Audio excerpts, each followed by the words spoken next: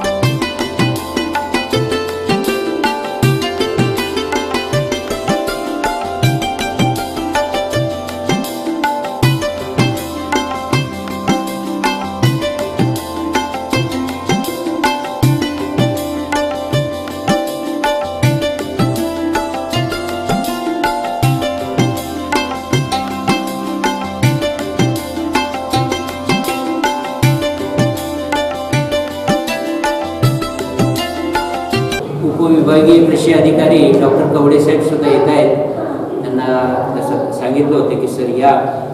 तर मित्रहो, या संशोधन केंद्र की कोरडवाहूच्या पिकावरती खूप आपण काम केलेलं आहे आणि आताच्या बदलत्या काळामध्ये काय अपेक्षित आहे, शेतकऱ्यांचं उत्पन्न वाढण्यासाठी काय आपल्याला तंत्रज्ञान कसं पुढे घेऊन जाता येईल, तर या ठिकाणी आपण त्या विषयावरती निगडीत असे दोन आमचे प्रमुख शास्त्रज्ञ जे आहेत ते दोन्ही शास्त्रज्ञ वेगवेगळ्या विषयावरती आज बोलणार आहेत। मी जास्त वेळ घेणार नाही, परंतु मला सांगावं असं वाटतं की ज्वारीमध्ये आज या विद्यापीठाने ज्या काही जाती निर्माण केलेल्या आहेत त्या जवळजवळ 7-8 व्हरायटी, मुख्य 7-8 व्हरायटी आहेत। त्या 7-8 व्हरायटीपैकी आपल्या क्षेत्रामध्ये बरेचसे 1-2-3 व्हरायटी तरी चांगल्या पद्धतीने गेलेत। कालच मी आमचे साठी जे आहेत त्याला विचारलं तर त्यांनी सांगितले की रेवतीचं बऱ्याचशा लोकांनी प्रयोग म्हणून घेतला होता आणि चांगला परफॉर्मन्स मिळतोय। तर त्याच पद्धतीचे इतर व्हरायटी आहेत। आपलं जर क्षेत्र कोरडवाहूचं आहे आणि आपल्या क्षेत्रासाठी खास करून त्या व्हरायटी दिलेल्या आहेत। साहजिक आहे, आपण जुनी व्हरायटी ती सुद्धा आमचीच होती मालदांडी। त्याचबरोबर आता इतर काही लोकल व्हरायटी तुम्ही तुमच्या भागामध्ये म्हणत असाल, दगडी असेल किंवा तर बरेचसे इतर काही लोकल व्हरायटी आहेत की जे तुम्ही लोक साहजिक आहे सोडायला तयार नाहीत त्या, परंतु आम्ही निदान असं आणखी सांगू तुम्हाला की तुम्ही त्याच्याबरोबरच काही थोडंफार ही सुद्धा क्षेत्र जर घेतलं तर तुम्हाला खरंच कळेल। साहजिक आहे, माझ्या गुराढोरांना वैरण महत्त्वाची आहे, हा तुम्हाला जवळचा म्हणजे तुमच्याशी एकदम जवळचा हा विषय आहे। तर या दोन्ही तिन्ही जातीचं सुद्धा उत्तम प्रतीचं म्हणजे फॉडर सुद्धा आहे, उत्तम प्रतीचं धान्य मिळते आणि तुमच्या या जाती ज्या वापरताय त्याच्यापेक्षा नक्की 100% 1.5 पटीनं उत्पन्न आमचं जास्त आहे। मग आमची इच्छा तेच आहे की तुम्ही या व्हरायटी घ्याव्या। आज बराचसा म्हणजे वेगवेगळ्या वातावरणामध्ये कमी जास्त पाऊस होतो आणि त्यामुळं जुन्या व्हरायटी बऱ्याचशा दाणं भरत नाही, कमी भरले जातात, आपल्याला वेगवेगळे अनुभव एका लोकाला येतात, 10 लोकाला येतात, अडचणी निर्माण होतात। तर नवीन व्हरायटी तशी एवढ्या प्रमाणामध्ये बळी पडत नाही। तर हा एक विषय ज्वारीच्या बाबतीत झाला। त्याचबरोबर तसंच दुसरा एक महत्त्वाचं आपलं पीक जे आहे तर तुरीवरचं आहे। तर तुरीच्या बाबतीत सुद्धा आमची राजेश्वरी आहे किंवा BDL 711 हा म्हणजे परभणी कृषी विद्यापीठाची आहे। काय होतं, कंपन्या बऱ्याचशा येतात, तुम्हाला 2 मिनिट सांगून जातात। एखादं वर्ष आपल्या जमिनीचा चांगला पोत असल्यामुळं चांगलं उत्पन्न येतं, तुम्हाला वाटतं त्या व्हरायटीनं चांगलं उत्पन्न दिलं, कंपनीवाल्यानं दिलेलं चांगलं आलं, परंतु ज्यावेळी आपण 1 वर्ष 2 वर्ष 4 वर्ष घेतो त्यावेळी बरोबर शेतकऱ्याला फटका बसतो. तर जे चांगल्या पद्धतीचं बियाणं आहे ते तुम्ही घ्यावं आणि त्या बाबतीत आमच्या विद्यापीठाची जशी ते राजेश्वरी जे म्हणतो आम्ही नवीन एक विद्यापीठाची परभणी विद्यापीठाची गोदावरी व्हरायटी म्हणून आलेली आहे, तर ती सुद्धा तुम्ही घ्यावी की जेणेकरून चांगलं असेल तेच आम्ही सांगत असतो. आता दुसरा एक महत्त्वाचा विषय आहे की आपले ननवरे साहेब यांना म्हणजे सेंद्रिय शेतीमध्ये त्यांना पुरस्कार मिळालेला आहे. मी त्यांचं कौतुक करतो, त्यांना धन्यवाद देतो. त्यांचं म्हणजे साहजिक आहे की असे एक ननवरे 2-4 वर्षापूर्वी परत नंतर अजून दुसरा एखादा ननवरे म्हणा किंवा दुसऱ्या गावातला अजून एखादा शेतकरी तयार व्हावा अशी आमची अपेक्षा असते. त्यासाठी आम्ही इव्हन शिंदे साहेबांना सुद्धा या कार्यक्रमासाठी यावं. त्याचबरोबर आमचे मित्र कवडे साहेब यांना सुद्धा सांगितलं होतं की बाबा या गावामध्ये जर तुम्ही आला तर काही स्कीम आहे किंवा जरा थोडासा आपल्याला मदत झाला असतं की त्या तर कवडे साहेब येत आहेत. तर आजच्या या कार्यक्रमानिमित्तानं मी एवढंच सांगेन की पारायण ही फार पूर्वीपासून आपली परंपरागत एक विरंगुळा म्हणून की जो दिवसभर काम करून आमचा शेतकरी शेतामध्ये काम करून संध्याकाळी येत असतो आणि ते आपणाला एक चांगलं एक तासाभराचं का होईना चांगल्या गोष्टी आपल्या कानावरून जाव्या ही अपेक्षा असते आणि खरोखर त्यामुळं चांगली झोप लागते, चांगलं आपलं म्हणजे आयुष्य घडायला मदत होत असते. तर त्यासाठी ही पारायण किंवा संकल्पना फार पूर्वीपासून आलेली आहे. मित्र हो, या संकल्पनेलाच आम्ही एक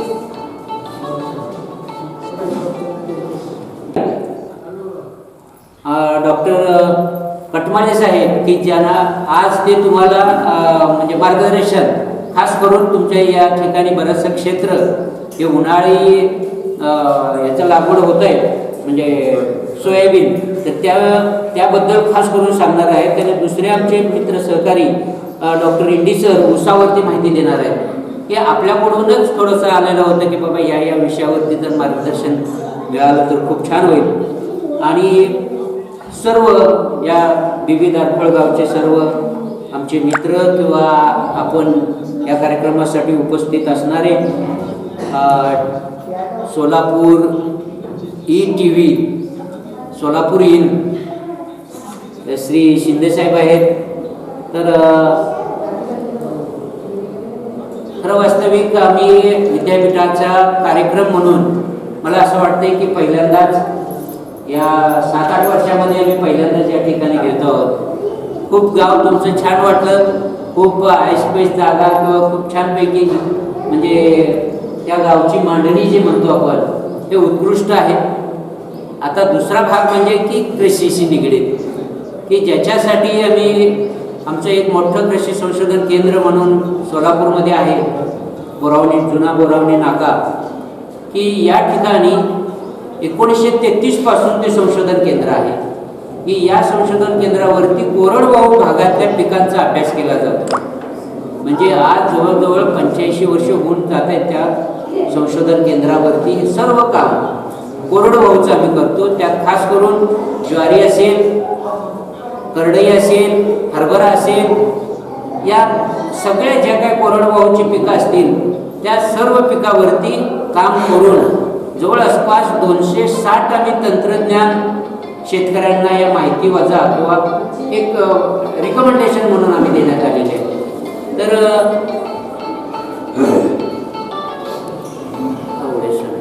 हा नवीन मुलांना कदाचित थोडासा वेगळा वाटत असेल कन्सेप्ट म्हणा किंवा थोडासा एक काय हे आहे की याच्यात काय, तर पारायणाला धरूनच आम्ही कृषीमध्ये थोडासा आणखी वेगवेगळ्या गोष्टी कशा करता येतील. तर आपल्याच गावचं एक भजनी मंडळ आहे लेडीजचं, त्यामुळं आम्ही तुमचं गाव निवडलेलं आहे की साहजिक आहे लेडीज जास्तीत जास्त प्रसार करायला शेतीमधल्या ॲक्टिव्हिटी ह्या आज आम्हाला महत्त्वाचा दुवा वाटतोय. आणि मग हे जर शेतकऱ्यांच्या एक चांगल्या त्याच्या उत्पन्नामध्ये किंवा त्याच्या सर्वच राहणीमानामध्ये जर फरक जर घडायचा असेल तर या वेगवेगळ्या संकल्पना, वेगवेगळे विचार जोपर्यंत आपण घेऊन पुढे जात नाही तोपर्यंत आपल्या गावाची किंवा आपल्या घरची म्हणजे प्रगती होत नसते.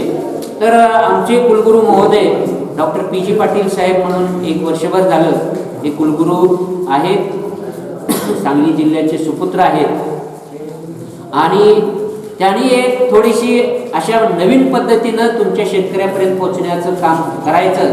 आमच्या संपूर्ण शास्त्रज्ञांना डायरेक्टिव्ज आहेत किंवा आपणाला या माध्यमातून आपल्याला काम करायचं आहे. तर याच्यामध्ये काय करायचं आहे की तुमच्या जर आपण कोणतीही गाथा उघडली तर कृषीशिवाय कोणतंही म्हणजे कृषीला धरूनच सगळा काय संदर्भ जिथं असेल तो तिथं आहे. आणि मग हे जर कृषीचं नवीन येणाऱ्या काही अडचणी आहेत किंवा आजच्या घडीला आपणाला काय काय अडचणी येतात आणि अजून 10 वर्षांना काय फरक पडेल, तर या सगळ्याचा आपणाला आपल्या याच्यामध्ये विचार करून आपणाला हे पुढे जायचं आहे. त्यासाठी काय करायचं, काय करावं लागेल, तर बऱ्याचशा गोष्टी आपल्याला करायच्या आहेत. त्या आज मी एकदमच इथे सांगणार नाही, परंतु आज एक मात्र खास करून सांगू इच्छितो की आज या ठिकाणी जे गाव निवडले तुमचं ते आम्ही कायम म्हणजे खरीप रब्बी या वेगवेगळ्या पिकाचं तुम्हाला चांगलं वाण देण्याचं काम करू.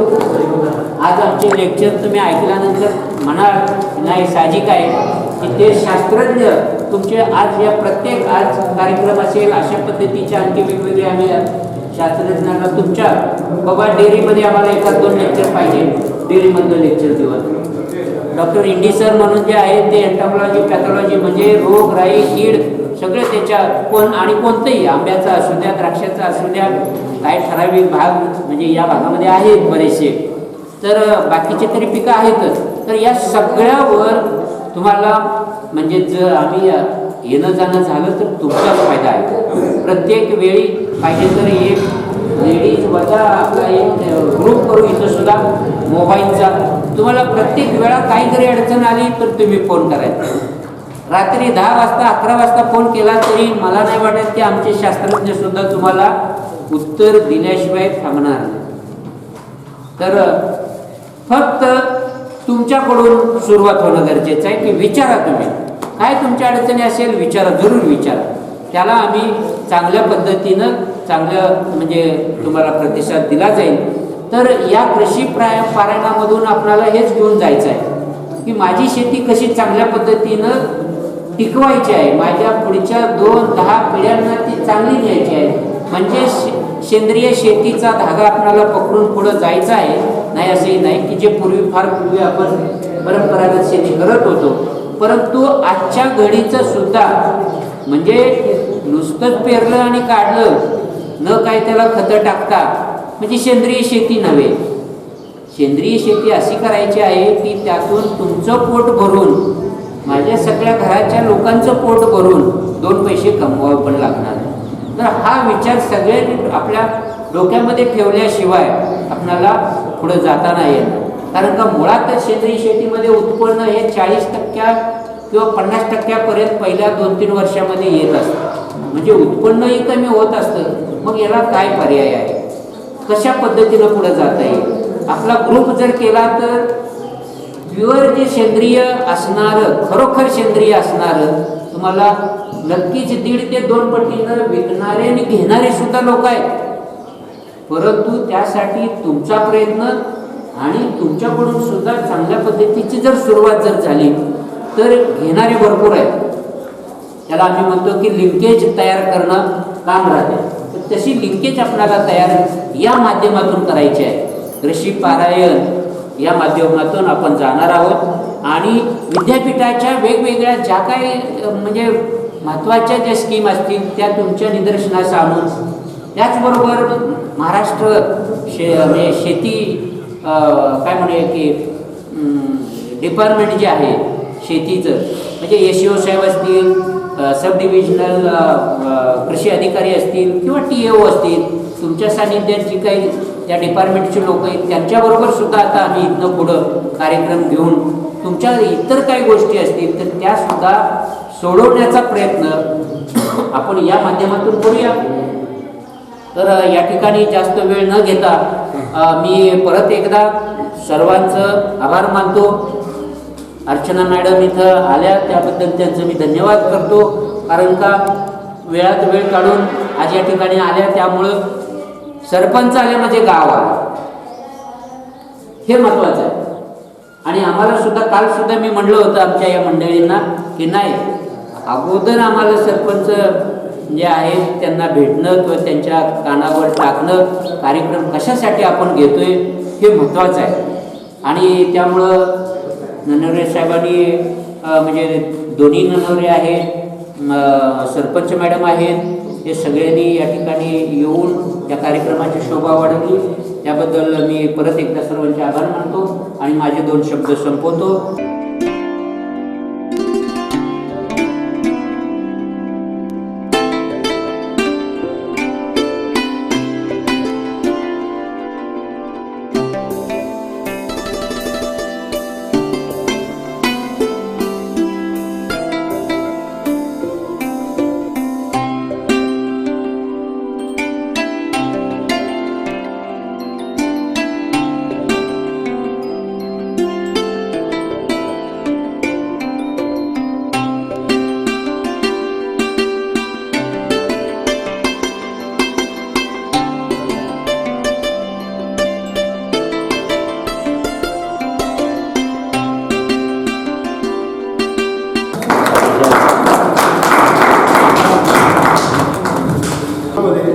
खरीप हंगामापेक्षा उन्हाळी हंगामामध्ये उत्पादकता ही 1.5 ते दुप्पट आहे.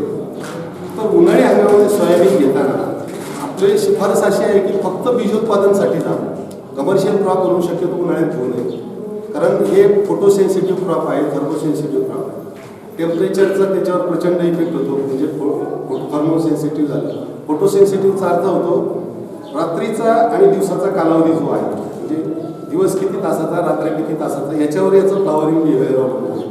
तर त्यामुळं ह्या सगळ्या गोष्टीचा विचार करता उन्हाळी हंगामामध्ये उत्पादन चांगलं येतं नाही असं आहे. परंतु जास्त तापमान जर गेलं तर फ्रूट सेटिंगवरती, फ्लावर ड्रॉपवरती त्याचा थोडासा परिणाम होतो.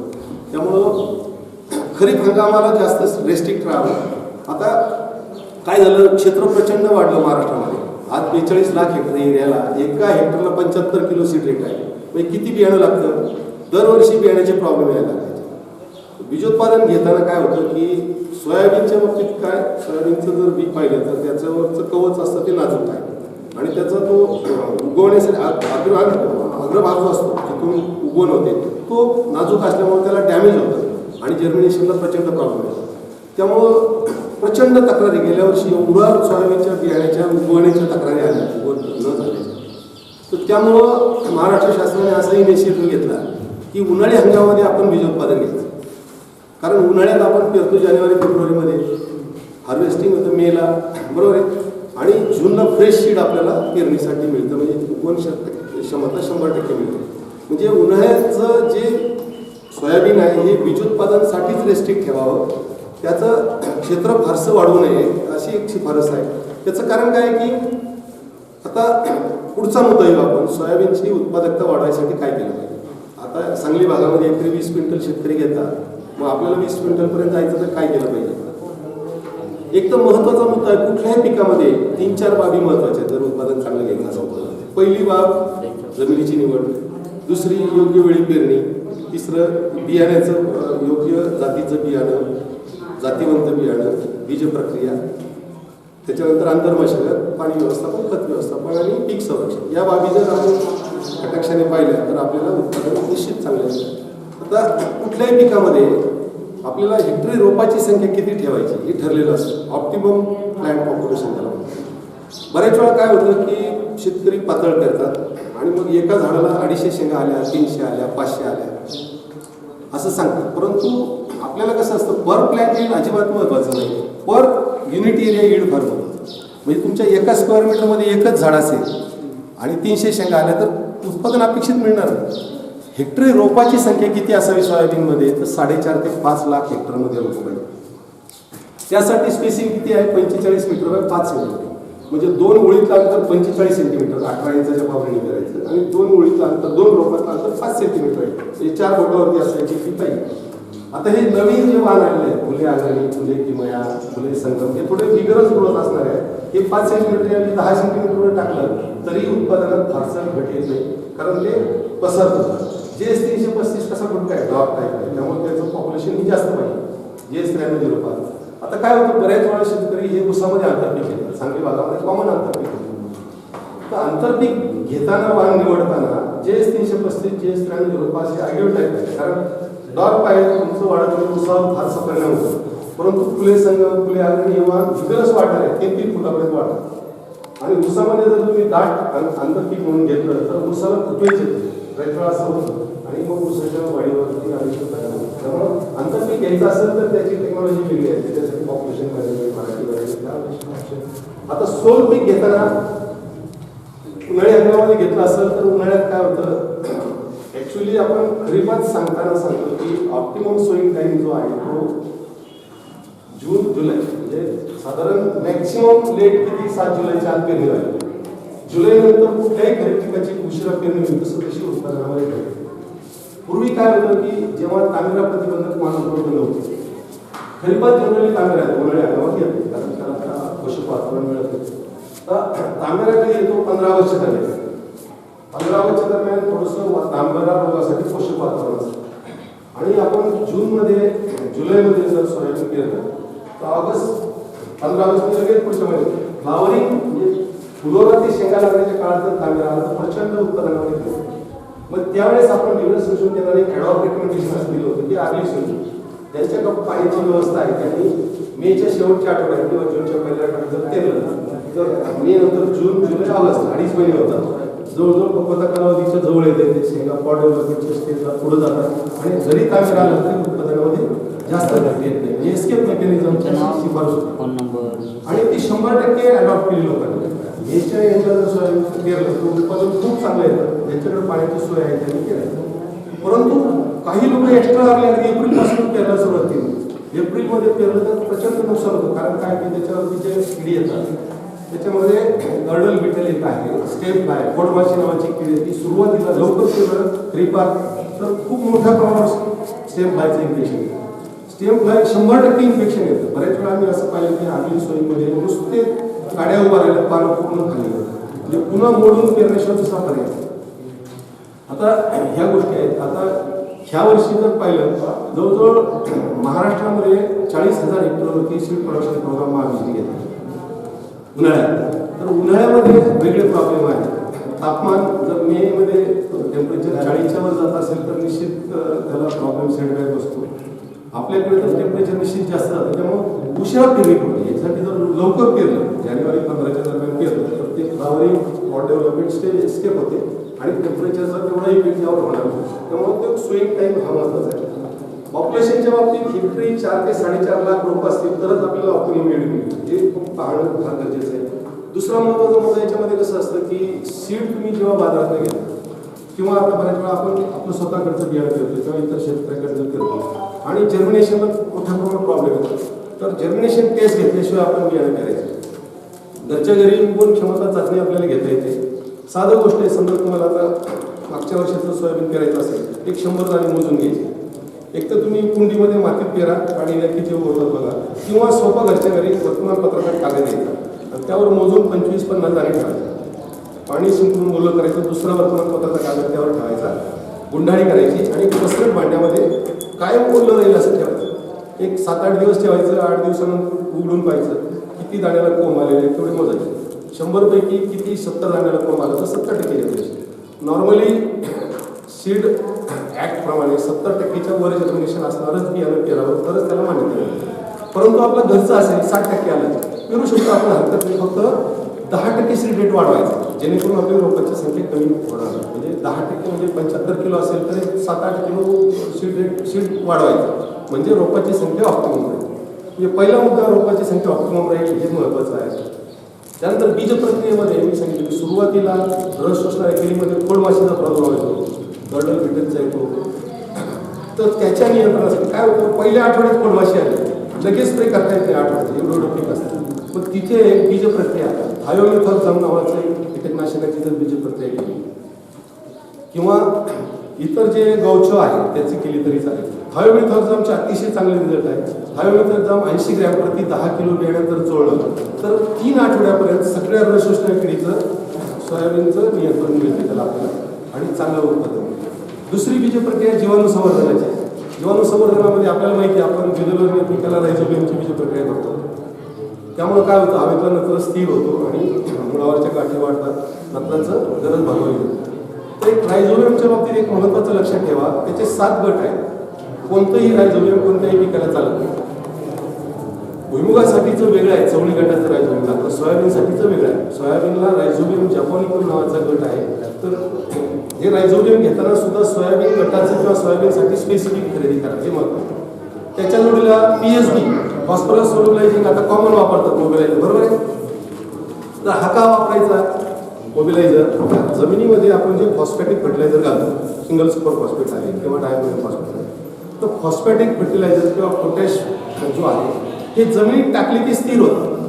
विशेषतः काळ्या आपल्या ज्या जमिनी फर्टी सॉइलमध्ये काय होतं, तुम्ही फॉस्फॅटिक फर्टिलायझर घातले की ते स्थिर होतात आणि पिकाला हळूहळू उपलब्ध होतं.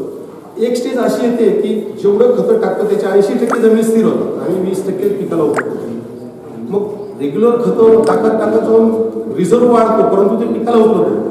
मग पिकाला उपलब्ध करून द्यायचं काम हे मोबिलायझर करतात. म्हणून ही PSBची प्रक्रिया आपण करतो, फॉस्फरस सोल्युबलायझिंग. आणि हे कीटकनाशकामध्ये थायोमिथॉक्झाम, रायझोबियम आणि PSB अशा 3 प्रकारच्या बीज प्रक्रिया करायच्या. बीज प्रक्रिया करताना बुरशीनाशकाची एक बीज प्रक्रिया आपण सांगतो की मर रोगाच्या नियंत्रणासाठी. त्याच्यामध्ये थायरम अतिशय चांगलं बुरशीनाशक आहे किंवा कॅप्टन 22 कुठलंही चालतंय किंवा कॉम्बिनेशनमध्ये आता बीज प्रक्रियेसाठी अनेक औषधं मिळतात. तर ही बीज प्रक्रिया का करायची, तर मर रोग येऊ नये. बऱ्याच वेळा काय होतं, साठवणुकीमध्ये आर्द्रता असेल. समजा आपण खरीप हंगामामध्ये सोयाबीन जूनमध्ये पेरतो आणि मेमध्ये आपल्या घरात सोयाबीनची पक्की ठेवलेली आहे. मेमध्ये पावसाळी पाऊस आला, आर्द्रता वाढते, हे पाणी शोषून घेतात आणि मग आर्द्रता वाढली की बुरशी वाढते. आणि ही बुरशी असेल तर ते जमिनीत ती गेलं बी की तिथं सुप्तावस्थेतली बुरशी वाढते आणि मरत. किंवा जमिनीमध्ये आपली लो लाईन एरिया आहे, सखल भाग, पाणी देताना पाणी साठून राहिलं, उंच भागावरून खाली जाईल, जिथं पाणी साठलं तिथं बुरशी वाढते, मायक्रो क्लायमेट, आणि मग तिथे रोपाची संख्या कमी होते. 10% जरी रोपाची संख्या कमी झाली तर 20% उत्पादनात मिळते, ते लक्षात घ्या. म्हणून ही बीज प्रक्रिया फार महत्त्वाची आहे बुरशीनाशकाची. त्यानंतर ह्या 3-4 प्रकारच्या बीज प्रक्रिया हा असा कन्सेप्ट आहे की कमी खर्चामध्ये जास्त फायदा देणारा संस्कार आहे. त्याला फारसा खर्च लागत नाही, अतिशय कमी खर्चाला, परंतु योग्य पद्धतीने करणं गरजेचं आहे. बऱ्याच वेळा आपण जीवाणू संवर्धन त्याला व्हॅलिडिटी असते, किती दिवसाचं आहे, त्याच्यात सूक्ष्मजीव जिवंत आहेत की नाही. बऱ्याच वेळा शेतकरी काय करतात, रायझोबियमचं पाकिट आणतात, कृषी विभागाने दिलं, सप्रावर ठेवून देतात वर बाहेर, उन्हामध्ये वाळून जातं, सगळे जीवाणू मरून जातात, लिक्विड पावडरची फक्त प्रक्रिया करतात, काहीही त्याचा उपयोग होतो. तर हे पहा तुम्ही क्वालिटी मटेरियल आहे की नाही, त्याचे साठवले ठेवून, तर तुम्हाला त्याचे रिझल्ट 100% पेरल्यानंतर महत्त्वाचा मुद्दा आहे. आता उन्हाळ्यात पेरताना पाण्याची उपलब्धता असणं गरजेचं आहे. कोरड्यात पेरून पाणी देतात शेतकरी, त्यामुळे उगवणीला प्रचंड अडचण येते, वरचा थर घट्ट होतो, सोयाबीन एकदम नाजूक उगवण होत नाही. पाणी देऊन वापशावर पेरणी करा. पावसाळ्यामध्ये पहिला पाऊस होईल, जमिनीत पुरेसा ओलावा असेल तेव्हा पेरणी करा. पेरणी केल्यानंतर दुसरा एक पेरणीच्या बाबतीत अतिशय महत्त्वाचा मुद्दा आहे की खोली पेरणीची, किती खोलीवर पेरायची, त्याचं उत्पादनाशी फार महत्त्वाचं रिलेशन आहे. या साध्या साध्या गोष्टी आपण लक्ष देतो. भुईमुग आणि सोयाबीन दोन्ही पिकाच्या बाबतीत पेरणीची खोली फार महत्त्वाची. 5 सेंटीमीटरपेक्षा जास्त खोलीवर जर बी पडलं तर उंची वाढते, फांद्या कमी होतात. जेवढ्या फांद्या कमी तेवढं उत्पादनात घट. भुईमुगाच्या बाबतीत तर प्रचंड उत्पादनामध्ये घट येते, 8 ते 10% उत्पादन कमी होतं तेव्हा 5 सेंटीमीटरपेक्षा जास्त खोली पेरलं. त्यामुळे 3 ते 4 सेंटीमीटर खोलीवर बी पडेल अशा पद्धतीने पेरणी करा. 2 चाळीच्या बाजूने पेरलं तर वरच्या खडापासून बी पेरतो, खालच्या शक्यतो खतं पेरूनच द्या. खतं विस्कटून दिले त्याचा काहीही उपयोग होत नाही, लक्षात घ्या. मी पहिल्यांदा सांगितलं मला स्फुरद आणि पालाश अशी खतं आहेत की जमिनीत जिथे टाकू तिथे स्थिर होतं. समजा सोयाबीन हंगामी पीक मुळात 90 दिवसाचं पीक, 100 दिवसाचं पीक, बरोबर आहे, 3 महिन्याचं पीक, आणि तुम्ही डायमोनियम फॉस्फेट किंवा सिंगल सुपर फॉस्फेट विस्कटून टाका, वरच्या थरात पडलं, मुळापर्यंत जायला 3 महिने लागतात, तोपर्यंत तुमचं पीक निघून येतं. त्या खताचा त्या पिकाला उपयोग होत नाही. त्यामुळं जे काही खत द्यायचं ते पेरूनच द्या, विस्कटून फुटून देऊ नका. नत्राच्या बाबतीत हे दुधाचं पीक असल्यामुळे कमी नत्र लागतं. त्यामुळं 50 किलो नत्र आणि 75 किलो स्फुरद अशी त्याची शिफारशीत खताची मात्रा आहे बागायतीमध्ये. तर डायमोनियम फॉस्फेट म्हणून दिलं तरी चालेल, पण डायमोनियम फॉस्फेटपेक्षा सरळ खतातनं द्या असं मी शिफारस करेन. याचं कारण असं आहे की डायमोनियम फॉस्फेटमध्ये फॉस्फरस जरी मोठ्या प्रमाणात असला, 1846 म्हणतो आपण, 46% फॉस्फरस आहे, 1 एकराला 1 बॅग दिली तरी पुरेशी होती. परंतु सिंगल सुपर फॉस्फेट जर दिला आपण, एकराला 3 बॅग दिल्या तर खर्च तेवढाच पडतो. परंतु सिंगल सुपर फॉस्फेटमध्ये 16% स्फुरद आहे, बरोबर आहे, पण त्याच्या जोडीला त्याच्यामध्ये 10 ते 11% गंधक आहे आणि पुन्हा 16 ते 17% कॅल्शियम आहे. तर हे तेलबिया पिकं असल्यामुळे याला कॅल्शियम आणि गंधक दोन्हीची गरज आहे. तेलबिया पिकामध्ये तेलाच्या वाढीसाठी, ऑइल सिंथेसिससाठी गंधक हा फार महत्त्वाचा घटक आहे. मग गंधक वेगळा देण्याऐवजी आपण सुपर फॉस्फेट दिलं तर त्यात गंधकही मिळतो, कॅल्शियम मिळतो आणि स्फुरदही मिळतो. त्यामुळं जी काही खतं द्यायची ती सिंगल सुपर फॉस्फेटमधून आणि युरियामधून द्या. युरिया देताना विस्कटून तर शक्यतो देऊ नका, पेरूनच द्या, त्याचा फायदा होतो. आणि जर जमिनीमध्ये नत्राचं प्रमाण जास्त असेल तर नत्राचं थोडंसं प्रमाण कमी केलं तरी हरकत नाही. जास्त नत्र झाला, बऱ्याच वेळा आपण ऊसानंतर पीक घेतो, ऊसाचं केवळ असेल, ऊसाला जर नत्र जास्त झालेलं असेल तर नुसती शाखीय वाढ होतं, की ते फुलं कमी लागतात, शेंगा कमी लागतात, उत्पादन घटते. अशा वेळेस आपण अशी परिस्थिती आली तर ग्रोथ रिटार्डरचा एखादा स्प्रे घेऊ शकतो आपण, लिओसिनचा एखादा स्प्रे घेतला तर ते ग्रोथ थांबते, व्हेजिटेटिव्ह ग्रोथ थांबते, शाखीय वाढ होते. परंतु नत्र मर्यादित दिला तर याची गरज पडते. महत्त्वाचा घेऊ आपण की तण नियंत्रण. तणाच्या बाबतीत काय होतं, खुरपणी कुळपणी या पारंपरिक पद्धती आपल्या आहेत, परंतु आता खुरपायला वेळेवर मजूर मिळत नाही. खुरपणी आणि रासायनिक तणनाशकाचा वापर याच्यामध्ये बेसिक फरक असा आहे की खुरपणी करताना आपल्याला बी जेव्हा उगून आल्यानंतर तणही उगवतो आणि 2 ते 3 पानावर तण आल्याशिवाय आपल्याला परता येतं किंवा पळवता येतं, बरोबर. म्हणजे 2-3 पानावर येईपर्यंत निदान 15 दिवसाचा कालावधी जातो. पण त्या 15 दिवसासाठी सुद्धा ते मुख्य पिकाशी स्पर्धा करतात आपल्याला, अन्नद्रव्यासाठी, खतासाठी. दुसरी गोष्ट, तणावरती कीड पहिल्यांदा येते, रोग पहिल्यांदा येतो आणि मग तो पिकावर बसतो. म्हणजे तण वाढलं तर कीड रोग वाढतात. तणाचं नियंत्रण करताना रासायनिक तणनाशक जर वापरले योग्य पद्धतीने तर रासायनिक तणनाशकाचे वैशिष्ट्य 2 प्रकार असतात. प्री इमर्जन्स म्हणजे पीक पेरल्यानंतर उगवणीपूर्वी फवारे, बरोबर आहे. उदाहरणार्थ पेंडिमेंट स्टॉम हे प्री इमर्जन्स आहे, गोल आहे. हे जर फवारलं तर काय होतं की तणाचं बी उगवण्यापूर्वी तण नियंत्रण, म्हणजे तो जो कॉम्पिटिशन पिरियड आहे तो आपल्याला कमी करता येतो, बरोबर आहे. तर सोयाबीनमध्ये प्री इमर्जन्समध्ये हे 2 तणनाशक मोठ्या प्रमाणात वापरतात आहे. पेंडिमेंट स्टॉम फवारता आहे, दुसरे गोल कांद्याला वापरतात कॉमन ऑक्झिक्लोरोक्विन. ऑक्झिक्लोरोक्विन 1 मिली 1 लिटरला फवारलं तर चांगल्यापैकी तणाचं नियंत्रण होतं. आणि पेंडिमेथेलिन आहे ते 5 मिली 1 लिटर प्री इमर्जन्स, त्या पद्धतीने फवारणी केली. पोस्ट इमर्जन्समध्ये सुद्धा खूप चांगले हर्बिसाइड आता सोयाबीनसाठी उपलब्ध आहे, परंतु योग्य पद्धतीने वापरलं जातं.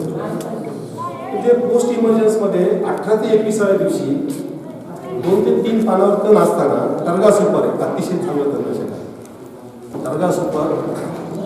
टर्गा सुपर म्हणून मिळतं. क्विझेलोफॉप-इथाइल हे टेक्निकल नाव आहे आणि मार्केटचं नाव आहे टर्गा सुपर. दुसरं आहे परसूट, क्विझेलोफॉप ते इमेज आहे खबर त्याचं टेक्निकल नाव, तर परसूट, टर्गा सुपर. तिसरं आहे क्लोबेन, क्लोरोमोरो-इथाइल, क्लोबेन नावाचं. आयरिश एक आहे, आयरिश चौथं. असे 4 तणनाशक पोस्ट इमर्जन्समध्ये सोयाबीनमध्ये आहे. आणि एक प्री इमर्जन्स आणि एक पोस्ट इमर्जन्स स्प्रे घेतला तर कुठल्याही प्रकारची खुरपणी कुळपणी करण्याची गरज नाही. 100% तणाचं नियंत्रण होते. कॉमन आता चांगले भागामध्ये शेतकरी वापरतो. आणि त्यानंतरचा महत्त्वाचा मुद्दा आहे तो पाणी व्यवस्थापनाचा. पावसाळ्यामध्ये कसं पावसाच्या पाण्यावर आपण पीक घेतो, तर जास्तीचा पाऊस जेव्हा होईल जुलैमध्ये कधी हेवी पीक्स येतात तेव्हा जास्तीचं पाणी शेतातून काढून देता आलं पाहिजे. जेव्हा ताण पडेल तेव्हा एखाद्या दुसरं सुरक्षित पाणी देता आलं पाहिजे. उन्हाळ्यामध्ये मात्र रेग्युलर पाण्याच्या पाळ्या देणं हे आवश्यक आहे. जमिनीच्या महत्त्वाप्रमाणे हलकी जमीन असेल तर 6-7 दिवसाच्या अंतराने, भारी जमीन असेल तर 10-12 दिवसाच्या अंतराने रेग्युलर पाण्याच्या पाळ्या देण्या. ठिबक स्प्रिंकलर असेल तर अतिउत्तम, नसेल तर प्रवेशांच्या पद्धतीने आपण देऊ शकतो. त्यावर पाणी व्यवस्थापनाचा मुद्दा झाला, तण नियंत्रणाचा झाला. खताच्या बाबतीत मी सांगितलं. खताच्या बाबतीत जे मुख्य अन्नद्रव्य सांगितलेलं रसपूर पालाची शिफारस आता जमिनीत उपलब्धता किती त्यानुसार. आपल्या जमिनीमध्ये पालाच भरपूर आहे, परंतु तरीही रिस्पॉन्स मिळतो. आता शिफारस अशी आपली 50 किलो नत्र 75 किलो स्फोट आणि 45 किलो पालाश प्रति हेक्टरी द्यायचा आणि हे बेसल डोस सगळा पेरून द्यायचा. पोस्ट नंतर जसं आपण युरिया 2 स्प्लिटमध्ये ज्यामध्ये सांगतो याला द्यायची गरज नाही, सगळं पेरून जर सुरुवातीला दिला दुय्यम अन्नद्रव्याच्या बाबतीत कॅल्शियम मॅग्नेशियम गंधक हे 3 दुय्यम अन्नद्रव्य. तर हे तेलबिया पीक असल्यामुळे याला गंधकाची तर आवश्यकता आहे. सिंगल सुपर फॉस्फेटमधून स्फोट दिला तर गंधक ऑलरेडी मिळतो, परंतु DAP दिला आणि सिंगल सुपर फॉस्फेट दिला नाही तर गंधक कसा द्यायचा. इलेमेंटल सल्फर जर घेतला तुम्ही गंधकाची पावडर आणली आणि जर घातली तर ते लगेच पिकाला उपलब्ध होतो, कारण गंधक जमिनीत दिला तर तो सल्फ्युरिक ॲसिडमध्ये कन्व्हर्जन होतं आणि ॲक्च्युली अन्नद्रव्य पिकं आयोनिक फॉर्ममध्ये मुळाद्वारे शोषतात. डायरेक्ट आपण आता तसं गंधक जो आहे तो सल्फेट फॉर्ममध्ये मुळाद्वारे शोषला जातो, SO फॉर्म. म्हणजे जरी इलेमेंटल सल्फर दिला तर सल्फ्युरिक ॲसिड आणि सल्फेट फॉर्ममध्ये जेव्हा कन्व्हर्जन होतं तेव्हाच ते मुळाला शोषतात. त्याच्याऐवजी डायरेक्ट सल्फेट फॉर्ममधलं गंधक मिळतं ते जिप्सममधून. मग जिप्सम जर दिला तर त्याला डायरेक्ट गंधक मिळतं आणि त्यात कॅल्शियम पण आहे पडतं. कॅल्शियम सल्फेट म्हणजे जिप्सम जर दिलं तर तेलाची गरज त्याची कॅल्शियमची आणि सल्फरची गरज भागवते. सूक्ष्म अन्नद्रव्याच्या बाबतीत काय होतं, जर सेंद्रिय खतं शेणखत जर आपण वापरत असू, आपली शिफारस आहे दर 3 वर्षातून एकदा तुम्ही 6 टन शेणखत द्यायचं कोरडं बागायतामध्ये दरवर्षी द्यायचं. मग हे का द्यायचं तर काय होतं की शेणखताचा जो तुम्ही कृषी दर्शनी डायरी आपली पाहिली तर त्यात शेणखतात असणारे अन्नद्रव्य 16च्या 16 अन्नद्रव्य असणारा एकमेव खत आहे. कुठलंही रासायनिक खत असं नाही की त्यात सगळे अन्नद्रव्य, त्यात 1 किंवा 2 आहे, बरोबर आहे. कंपाऊंड खत फर्टिलायझर घेतला आपण तर 3 अन्नद्रव्य जास्तीत जास्त, परंतु सेंद्रिय खतामध्ये शेणखत हे असं एकमेव खत आहे की त्यात हे सगळे 16च्या 16 अन्नद्रव्य आहेत एसेन्शियल. त्यामुळे शेणखत जर दिलं रेग्युलर तर दुय्यम सूक्ष्म अन्नद्रव्याची कमतरता भासत नाही. परंतु शेणखत सगळ्याला शक्य नाही. कॅश क्रॉपला दिलं जातं रेग्युलर, तर जिथे जिथे शेणखत दिलेले नाही तिथं दुय्यम सूक्ष्म अन्नद्रव्याची कमतरता येण्याची शक्यता असते. आपल्या महाराष्ट्रामध्ये सोलापूर जिल्ह्यात, सांगली, सातारा जिल्ह्यात जर पाहिलं तर जस्त आणि लोहाची कमतरता जवळजवळ 70-80% क्षेत्रामध्ये सॅम्पलिंग जर केलं असं लक्षात येतं की जस्ताची कमतरता आपल्याकडे मोठ्या प्रमाणावर आहे आणि लोहाची कमतरता आहे. आता लोहाच्या बाबतीत काय होतं, आपल्या जमिनीमध्ये जर चुनखडी असेल, बऱ्याच वेळा चुनखडी असते कॅल्केरियस सॉइल, ज्या जमिनीमध्ये 18 ते 20% वर चुनखडी आहे त्याला कॅल्केरियस सॉइल. अशा जमिनीमध्ये तुम्ही कितीही लोह टाकला, फेरस सल्फेट 1 टन जरी आणून टाकला 1000 किलो, त्यातला 1 ग्रॅम सुद्धा पिकाला घेता येतो, म्हणजे त्याचा काहीही उपयोग नाही. मग तिथं अशा परिस्थितीत आपण काय केलं पाहिजे, जे काही सूक्ष्म अन्नद्रव्य आहेत फेरस सल्फेट, झिंक सल्फेट, ते शेणखतात मिसळून आता चेलेटेड फॉर्ममध्ये देताना चेलेटेड फॉर्म हे महाग असतात, स्प्रेद्वारे द्यायला परवडतं पण जमिनीमध्ये द्यायला परवडत नाही. मग अशा वेळेस आपण शेणखतात मिसळून जर दिले तर शेणखतातला ह्युमस जो आहे तो चेलेटिंग एजंट म्हणून काम करतो आणि हे सूक्ष्म अन्नद्रव्य पिकाला लागू होतं. चुनखडी नसेल तरीही शेणखतात दिले तर त्याची कार्यक्षमता वाढते. त्यामुळं जनरली रँडमली तुम्ही माती परीक्षण करून जर दिलं तर अतिउत्तम, पण जरी केलं नसेल तर जास्त ते झिंक सल्फेट प्रति हेक्टरी 20 किलो आणि लोहासाठी फेरस सल्फेट प्रति हेक्टरी 20 किलो शेणखतात मिसळून दिलं तर 2-3 वर्ष तुम्हाला पुढं हे नाही दिलं तरी त्याचं 3 वर्षात एकदा कमीत कमी जास्त आणि फेरस हा द्यायचा, तर निश्चित आपल्याला त्याची सूक्ष्म अन्नद्रव्याची कमतरता ही भागवली जाते. कुठल्याही प्रकारची त्याला अडचण येत नाही. अशा प्रकारे खत व्यवस्थापन, पाणी व्यवस्थापन सांगितलं. आता मूळ मुद्द्यावर आपण पीक संरक्षणाच्या बाबतीत, किडीच्या बाबतीत प्रचंड नुकसान किडीमुळे सोयाबीनचं आपण सर्वे केला सांगली भागामध्ये पाहिलं. आजच्या घडीला उन्हाळ्यामध्ये येलो व्हेन मोझाईक नावाचा रोग इतका प्रचंड मोठ्या प्रमाणात आला आणि उन्हाळ्यामध्ये याचं प्रमाण वाढतं. ते सर तुम्हाला सांगते, त्यातले ते एक्सपर्ट आहे. तर काय होतं की स्ट्रेस पडला, पिकाला पाण्याचा ताण पडला किंवा टेम्परेचर वाढलं की सकिंग पेस्ट वाढलं, रस शोषणारी. आणि रस शोषणारी कीड काय करते, समजा एखादं जरी रोगट झाड असेल तर त्या झाडावरून त्या निरोगी झाडावर गेलं की त्या रोगाचा प्रसार करते. त्यामुळं येलो व्हेन मोझाईक हा महत्त्वाचा आता रोग आहे. खरीप हंगामामध्ये तांबेरा महत्त्वाचा आहे. त्याचप्रमाणे मर रोग आहे. अनेक प्रकारचे रोग तांबेरावर येतात. अनेक प्रकारच्या किडीच्या बाबतीत तुम्ही कदाचित काही ॲग्रोवन कोणी वाचत असाल तर तुम्ही पाहिलं असाल, स्पोडोप्टेरा नावाची कीड आहे. प्रचंड 300 हेक्टरवरती सोयाबीनचं नुकसान केलं अशी बातमी. लष्करी अळी आहे, केसळ अळी आहे. एक मी तुम्हाला उदाहरण सांगतो. मध्ये 2 वर्षापूर्वी सातारा भागामधून आणि नगर भागात एक तक्रार आली की सोयाबीन प्रचंड वाढलं, 3 फूट वाढले पण शेंगात लागल्या. मग कमिटी फॉर्म केली शासनाने, त्यात मी सदस्य होतो कमिटीमध्ये आणि आम्ही जाऊन सर्वे केला, ऑब्झर्व केलं, का शेंगा लागल्या. नॉर्मली तीच व्हरायटी शेंगा लागायचं काही कारण न लागण्याचं काहीच कारण नाही ना. तर ॲक्च्युली काय झालं होतं तिथं बघा, दरवर्षी सोयाबीनवरती जी अळी येते ती स्पोडोप्टेराची अळी येते, विटकरी असते. स्पोडोप्टेराची अळी काय करते, पानं खाते. पानाला छिद्र पाडले, पण पाडले की समजायची स्पोडोप्टेरा अळी आहे. परंतु त्या वर्षी काय झालं, थोडंसं वातावरण बदल टेम्परेचरमुळं स्पोडोप्टेराच्या ऐवजी उंटाळी आली. उंटाळी म्हणजे अशी उंटासारखी चालली. आणि दुसरी घाटी अळी. घाटी अळी आणि उंटाळी काय करतात, शेंगा खायला. घाटी अळीचं नाव काय, घाटी अळीच आहे म्हणून ती दाणा खाते किंवा घाटा खाते. बरोबर. सोयाबीनमध्ये ह्या वर एकदम 2-2.5 फुटाचं प्रचंड चांगलं वाढलेलं हिरवगार पीक आणि आतमध्ये इतकं प्रचंड इन्फेक्शन झालं या उंटाळीचं आणि घाटी अळीचं, यांनी सगळ्या शेंगा आणि फुलोरा खाऊन टाकल्या सोयाबीन. वर तर जर स्पोडोप्टेरा अळी असती तर पानं फाटलेले, पानं खाल्लेले दिसतात. म्हणजे ॲक्च्युली जाऊन पाहायला पाहिजे आपण. आणि तिथे काय झालं, जे काही फुलोरा अवस्थेत, पॉट डेव्हलपमेंट अवस्थेमध्ये इतकं प्रचंड इन्फेक्शन वाढलं अळ्यांचं की सगळ्या शेंगाने फुलं खाऊन टाकले. आणि जेव्हा पाहिलं तेव्हा शेतकऱ्यांना समजलं की शेंगा झाल्या नाही. म्हणजे असंही होऊ शकतं. त्यामुळं आणि मग ते पीक मोडल्याशिवाय पर्याय नाही. एवढं चांगलं पीक 2.5 फुटाचं आलेलं त्यात रोटर घातलं, पर्यायच नाही काही. इथून पुढे कधी फुलं येणार आणि कधी शेंगा लागतात. म्हणून ह्या गोष्टी फार महत्त्वाच्या आहेत. कीड रोग नियंत्रणाच्या बाबतीत सुरुवातीपासूनच बऱ्याच वेळा सुरुवातीलाच अगदी प्रभावी कीटकनाशक शेतकरी फवारतात. आजकाल मोठे मोठे नावं असतात, आवाज मारला, बरं ते कोराजिन मारलं. सुरुवातीला जितके प्रचंड जास्त तीव्रतेचे कीटकनाशक शक्यतो वापरायचे नाही. इंटिग्रेटेड पेस्ट मॅनेजमेंटचा जो कन्सेप्ट आहे त्याच्यामध्ये सुरुवातीला तुम्ही जैविकमध्ये निंबोळे खत आहे किंवा आता घाटी अळीसाठी किंवा स्पोडोप्टेराच्या अळीसाठी HNP यूज शकतो. हा जर फवारला तर अळी रोगग्रस्त होऊन पडते. आणि अगदीच नुकसान पातळीवर कीड जात असेल त्याच्यासाठी फेरोमोन सापळ्याचा वापर करा. फेरोमोन सापळ्यामध्ये आपल्याला लूर जो असतो तो घाटी अळीचा लूर, स्पोडोप्टेराचा लूर, केसर अळीचा लूर मिळतो. प्रत्येकासाठी सापळे वेगळे असतात आपल्याला माहिती आहे. आणि मग तो इंडिकेटर म्हणून किती प्रमाणात कीड आली, नुकसान पातळीच्यावर कीड जाते की नाही हे पाहण्यासाठी फेरोमोन सापळ्याचा वापर करा. नुकसान पातळीच्यावर कीड जात असेल तरच कीटकनाशकाची फवारणी घ्या, अदरवाईज मॅनेजमेंट कशा पद्धतीने करा ही प्रत्येक महत्त्वाची असते. रोगाच्या बाबतीत एक ह्या भागामध्ये जिथे जिथे थोडंसं म्हणजे टेम्परेचर जास्त असतं आणि पाण्याचा ताण पडण्याची शक्यता असतात तिथे एक ज्वारीमध्ये जो रोग येतो चारकोल रोग, तो सोयाबीनमध्ये सुद्धा मोठ्या प्रमाणात येतो. ताण पडला पुनरावस्थेमध्ये चारकोल रोगमध्ये काय होतं की खोडामध्ये बुरशी वाढते आणि झाड कलर आणि मग काय होतं शेंगा दाणे व्यवस्थित भरत नाही. ते सुद्धा एक रोग आहे. तर त्याच्यासाठी पाण्याचा ताण पडणार नाही. मल्चिंग या गोष्टी महत्त्वाच्या आहेत. किडीच्या बाबतीत स्पोडोप्टेरा, केसाळ अळी, घाटी अळी यांचं नियंत्रणासाठी जैविकमध्ये HNP विषाणू आहे, इंटिग्रेटेडमध्ये निंबोळे अर्क आहे. आणि सापळ्याचा वापर हा फार महत्त्वाचा आहे. बऱ्याच वेळा इतकं सांगणे कुणीही शेतकरी सापळा वापरत नाही. कुठेही तुम्हाला फेरोमोन सापळा दिसेल, परंतु तो फार गरजेचा आहे. त्याच्यामध्ये काय होतं, एक तर आपल्याला इंडिकेटर म्हणून कुठली कीड येते ते कळतं, जैविक नियंत्रणासाठी त्याचा फायदा होतो. कीड नुकसान पातळीवर जाते का नाही ते कळतं.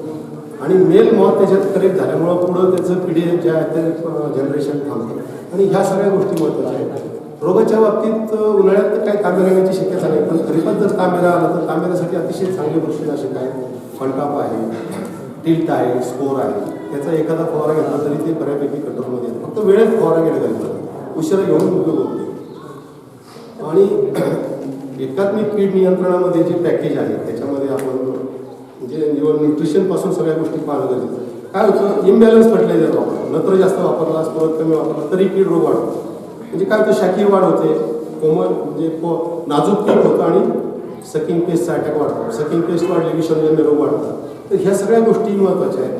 त्याच्यामध्ये वेळेत हे नियंत्रण किडीचं रोगाचं जर केलं तर अशा पद्धतीने सोयाबीनचं जर चांगलं नियोजन करताना तुम्ही योग्य जातीची निवड, योग्य जमिनीची निवड, बीज प्रक्रिया, हेक्टरी रोपांची संख्या, बरोबर आहे, खताचं नियोजन, तण नियंत्रण, तणनाशकाचा वापर आणि पीक संरक्षण, पाणी व्यवस्थापन या बाबी जर पाहिल्या तर एकरी 20 क्विंटल सोयाबीन यायला काही नाही. उन्हाळ्यामध्ये एवढं येणार नाही. उन्हाळ्यामध्ये 10 क्विंटल मॅक्सिमम. म्हणजे उन्हाळ्याची उत्पादकता खरीपच्या निम्मी आहे, एवढं लक्षात घ्या. भुईमुगाच्या बाबतीत मात्र उलट आहे. भुईमुगामध्ये खरीपच्या तुलनेने उन्हाळ्यामध्ये दुप्पट उत्पादकता आहे. तर ह्या सगळ्या गोष्टीचा विचार करून उन्हाळ्यामध्ये जे सोयाबीन घेतं ते बियासाठीच रिस्ट्रिक्ट ठेवा. बियाण्यासाठी सुद्धा प्रचंड मागणी आहे मोठ्या प्रमाणात, 100 रुपये किलोने बियाणं विकते. तर त्यासाठी खरीपच जे शेतकरी येणार आहेत त्यांना तुम्ही हे बी ठेवताना सुद्धा थोडंसं आयसोलेशन त्यामध्ये असावं, ऑफ टाईम काढावे. जर बी म्हणून ठेवायचं असेल तर एखादंच झाड उंच वाढलं, वेगळ्या फुलाचा रंग आहे असं काही वाटलं तर ते तिथून काढणं भेसळ होणार, त्या गोष्टी पाळा. त्याच्याही पुढे जाऊन तुम्हाला सर्टिफाईड सीड प्रोडक्शन प्रोग्राम घ्यायचा असेल तर बीज प्रमाणीकरण यंत्रणेकडे त्याची नोंदणी करा. विश्वभाग तुम्हाला मदतीला आहे.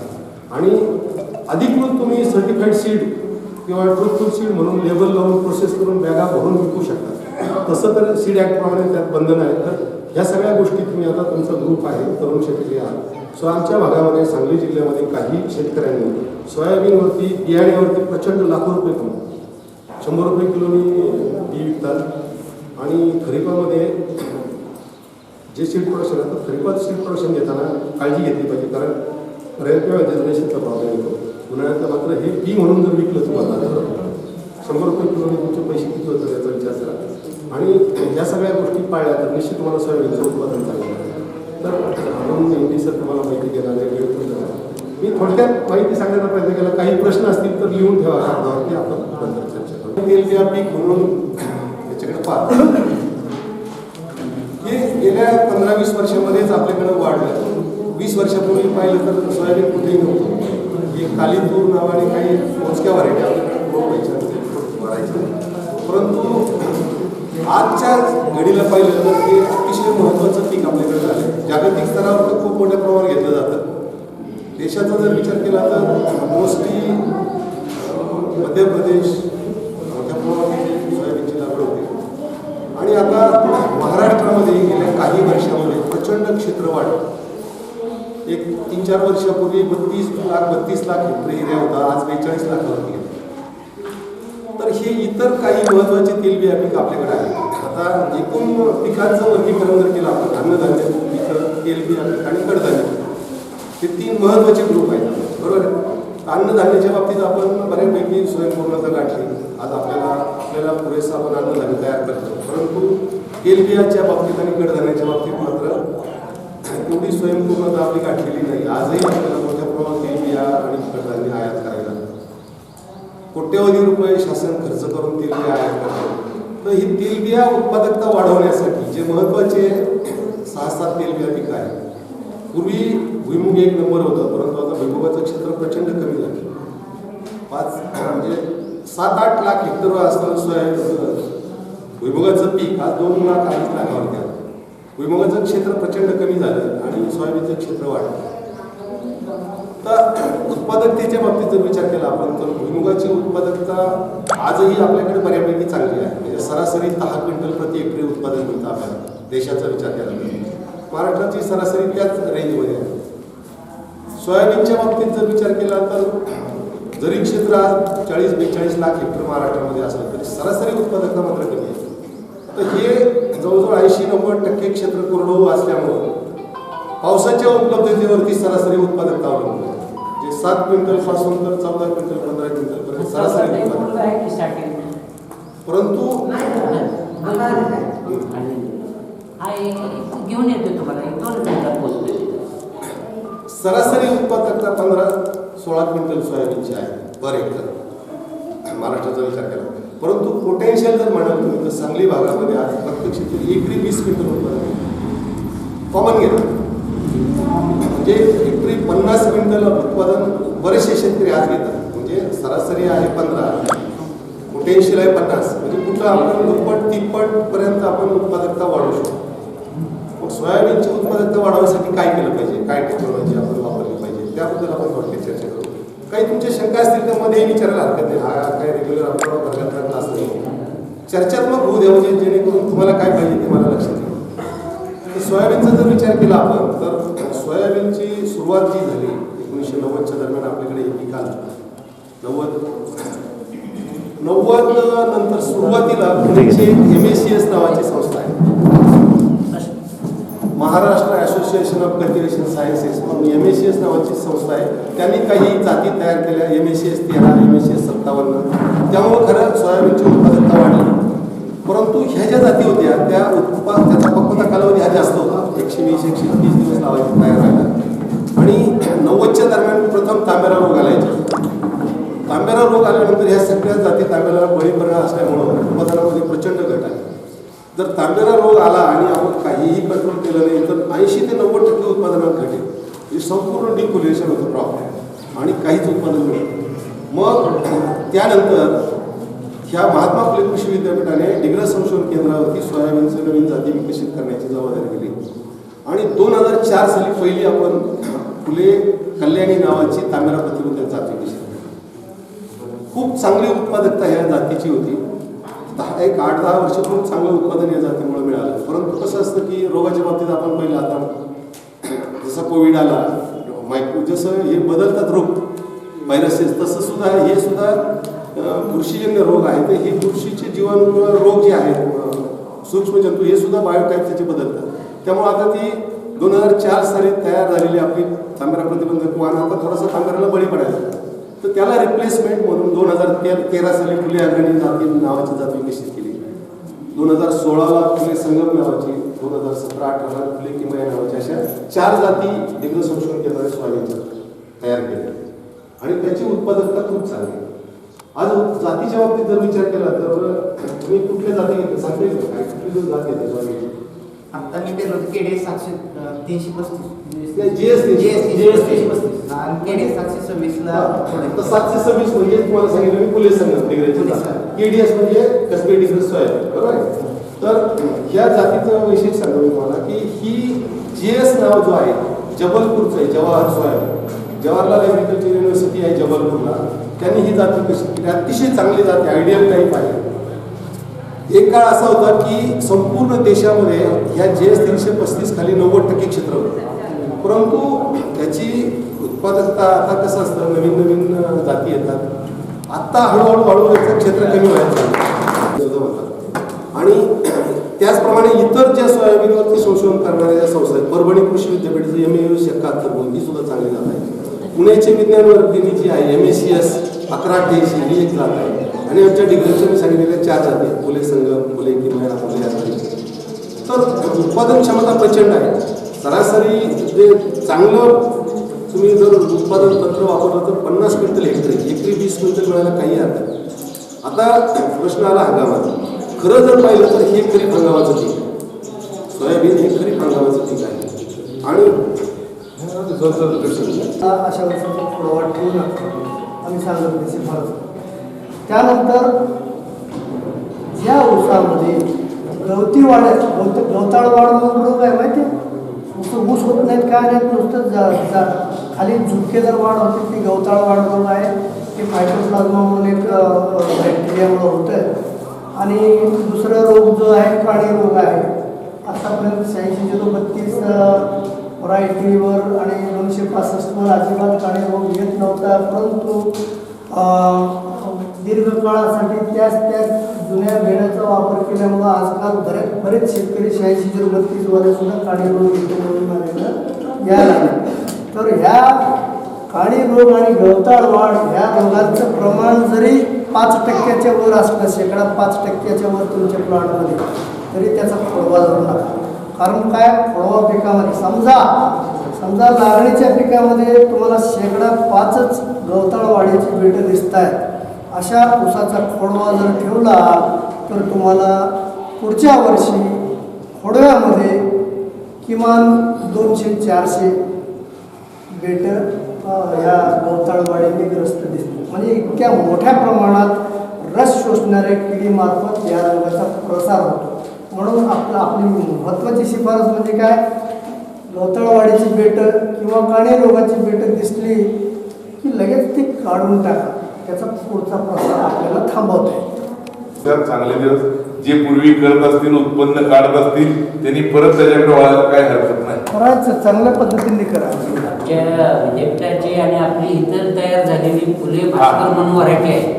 अत्यंत उत्कृष्ट, फार म्हणजे दाणा लांब आहे, काळा कलर आहे, पांढरी. जर त्याच्यावर थोडीशी चट्टपट्टासारखा जर डाग आला ना तर त्याला रेट नसतो मिळत. तर आपली व्हरायटीचं दाणं तसे नाही. तर आम्ही म्हणेन की असा एखादा ग्रुप करा, भविष्य 2 वर्ष चांगलं आहे आणि चांगला फायदा देऊया. मिलेटची लागवड केली मी सगळेच यावं. आणि ते कसं हंगाम पुढे मागे झाला तर आपल्याला काही प्रश्न येत नाही. हंगाम मॅच करायला खूप चांगलं पीक. आता पूर्वी कसं होतं, थोडं मार्केटचे प्रश्न होते, पण आता इथून 2 वर्ष मार्केट बिलकुल काय नाही. धन्यवाद सर. यानंतर शेतकऱ्यांचा ऊस आणि सोयाबीन पिकावर चांगले मोलाचे मार्गदर्शन केले त्याबद्दल इंडी सर, कवडे साहेब, कटमाळे साहेबांचं आभारी आहे. आणि शेतकऱ्यांनी दिवसपाळी लाईट असून पण वेळात वेळ काढून महत्वाची आहे. आज काय झालंय, आज क्षेत्र जर विचार केला तर साधारण 10 ते 12 लाख हेक्टर क्षेत्रासाठी ऊसाचं पीक घेतलं जातं. आणि ऊसाचं उत्पादन किती होतं तर साधारणपणे 850 ते 900 लाख मेट्रिक टन ऊसाचं उत्पादन. मग ॲव्हरेज प्रोडक्टिव्हिटी म्हणजे एकूण उत्पादकता जर काढली आपण राज्याची उत्पादकता, ती हेक्टरी 85 ते 90 टनाच्या आत आहे. म्हणजे एकरी जवळपास 35-40 टनाच्या आत आहे. उत्पादकता ही ऊसाची कमी आहे. त्याला अनेक कारण आहेत. ऊसाची उत्पादकता का घटते आहे? चांगल्या जातींचा वापर होत नाही, योग्य हंगामात लागवड केली जात नाही, लागवडीचं तोडीचं नियोजन जे आहे ते एकात्मिक तण नियंत्रण होत नाही, कीड नियंत्रण होत नाही, रोग नियंत्रण होत नाही. दरवर्षी आपण चांगलं बिणं वापरावं तर ते वापरत नाही. कुठे ना कुठेतरी चुका होत जातात आणि याच्यामुळं ऊसाची उत्पादकता कमी होते. आणि या अनेक कारणाबरोबर सर्वात महत्त्वाचं कारण म्हणजे खोडवा व्यवस्थापन आपण चांगलं करत नाही. लागणीच्या ऊसाचं उत्पादन जर पाहिलं तर 35 ते 40 टन हेक्टरी असतं. आणि खोडव्याची नुसत्या खोडव्याची जर संपूर्ण महाराष्ट्राची सरासरी काढली तर साधारणपणे 15 ते 20 टनाच्या वर जात नाही एकरी. म्हणून ऊसाची उत्पादकता वाढवण्यामध्ये खोडवा ऊसाचं व्यवस्थापन चांगल्या पद्धतीनं करणं हे सुद्धा अत्यंत आवश्यक आहे. त्यानंतर आपण जर जमिनीतल्या सेंद्रिय कर्माचा जर विचार केला, सेंद्रिय कर्म म्हणजे आपण ऑर्गॅनिक मॅटर म्हणतो, सेंद्रिय कर्म म्हणतो. आणि जमिनीमध्ये जेवढे काही जीवाणू आहेत त्यांच्यासाठी मुख्य अन्न म्हणजे काय? सेंद्रिय कर्म आहे, ऑर्गॅनिक मॅटर. आता ऊसाच्या शिफारशीचा आपण जर विचार केला, नुसतं रासायनिक खतं सांगत नाही, एकरी हे द्या ते द्यावर, तर त्याच्याबरोबर सेंद्रिय खतांची अगोदर शिफारस असते. आता समजा सुरू हंगामाचा म्हणजे जानेवारीमध्ये लागवड करतो आपण, त्या ऊसाची लागवड करायची असेल तर एकरी किमान 8 टन शेणखत म्हणजे जवळपास 16 बैलगाड्या शेणखत टाका म्हणून आपण सांगतो. पूर्व हंगामी ऊस लागवड करायची असली ऑक्टोबर-नोव्हेंबरची तर किमान एकरी 10 टन म्हणजे 20 बैलगाड्या शेणखत टाका. आणि अडचणी जर लागवड करायची असली, जे पीक सर्वात जास्त कालावधीसाठी शेतात राहतं जवळपास 16-18 महिन्यासाठी, त्याचा जर विचार केला तर त्याला एकरी 12 टन म्हणजे जवळपास 24-25 बैलगाड्या शेणखत टाकायला शिफारस आहे. हे शेणखत झालं, याच्याबरोबर इतर रासायनिक खतंसुद्धा टाकायची असतात. परंतु जमिनीमध्ये जैवविविधता टिकण्यासाठी आणि जीवाणूंचं कार्य चांगल्यात चांगलं होण्यासाठी एवढ्या तरी आपण सेंद्रिय खतं टाकायला पाहिजे. मग प्रत्येक शेतकऱ्याला शक्य आहे काय? प्रत्येक शेतकऱ्याला शिफारसीप्रमाणे शेणखत टाकायचं म्हणलं तर ते अजिबात शक्य नाही. मग त्याला पर्यायसुद्धा आहे. कारखान्याचं मळी खत आहे किंवा कोंबडी खत आहे किंवा दुसरं वर्मी कंपोस्ट आहे, काहीतरी वापरू शकतात. हिरवळीची पिकं घेऊ शकता तुम्ही 2-3 महिने आधी. हे सगळे अनेक पर्याय आहेत. हिरवळीची तागासारखं त्यांच्यासारखं पीक 2-3 महिने आधी घेऊन आपण काढून जर ऊस केला तर चांगलं ऊस येतं आणि जमिनीला जास्तीत जास्त सेंद्रिय कर्म मिळतं. हे सगळे अनेक पर्याय आहेत. त्याच्यासोबत खोडव्यामधलं पाचट जाळायचं नाही आणि त्या ठिकाणीच व्यवस्थापन करून आपण त्याचं व्यवस्थापन चांगलं केलं तर जवळपास एकरी 4 ते 5 टन सेंद्रिय पदार्थ जमिनीमध्ये मिसळू शकतो. हे आहे आपल्याकडे. आपल्या ऊसामध्ये पाचट असते, एकरी किमान 4 टन पडतं. परंतु आपली परंपरागत पद्धत आहे काय, ऊस गेला की 2-3 दिवसांनी पाचट एकदम खटक वाढलं का नाही मग त्याला पेटवून द्यायचं आणि तासाभरात सगळं जाळून भस्म करायचं. मग हे जाळण्यापेक्षा जर आपण पाचटामध्ये अन्नद्रव्य काय आहेत विचार जर केला, पाचटामध्ये अन्नद्रव्य काय आहे, पाचट जे असतं त्याच्यामध्ये एक अर्धा% नत्र असतो. कोरड्या पाचटातच सांगतो मी, अर्धा% नत्र असतो, 1/2% स्फुरद असतं, 1% आसपास पालाश असतं आणि 32 ते 38% भाग हा सेंद्रिय पदार्थ असतो. मग आपण असं जर पाचट जाळलं तर काय होतं की संपूर्ण सेंद्रिय कर्म जो आहे 30-35% दरम्यान संपूर्ण सेंद्रिय कर्म जळून जातो. त्यातलं नत्र स्फुरद सगळं जळून जातं. त्यातलं फार तर एक 8-10% राहतं. पालाश राहतं बऱ्यापैकी, कारण काय जी जळलेली राख असते त्याच्यामध्ये पालाश असतो. म्हणून जाळण्यापेक्षा आपण जागेवर पाचटाचं व्यवस्थापन जर केलं, जागेवर जर कुजवलं त्याचे फायदे काय?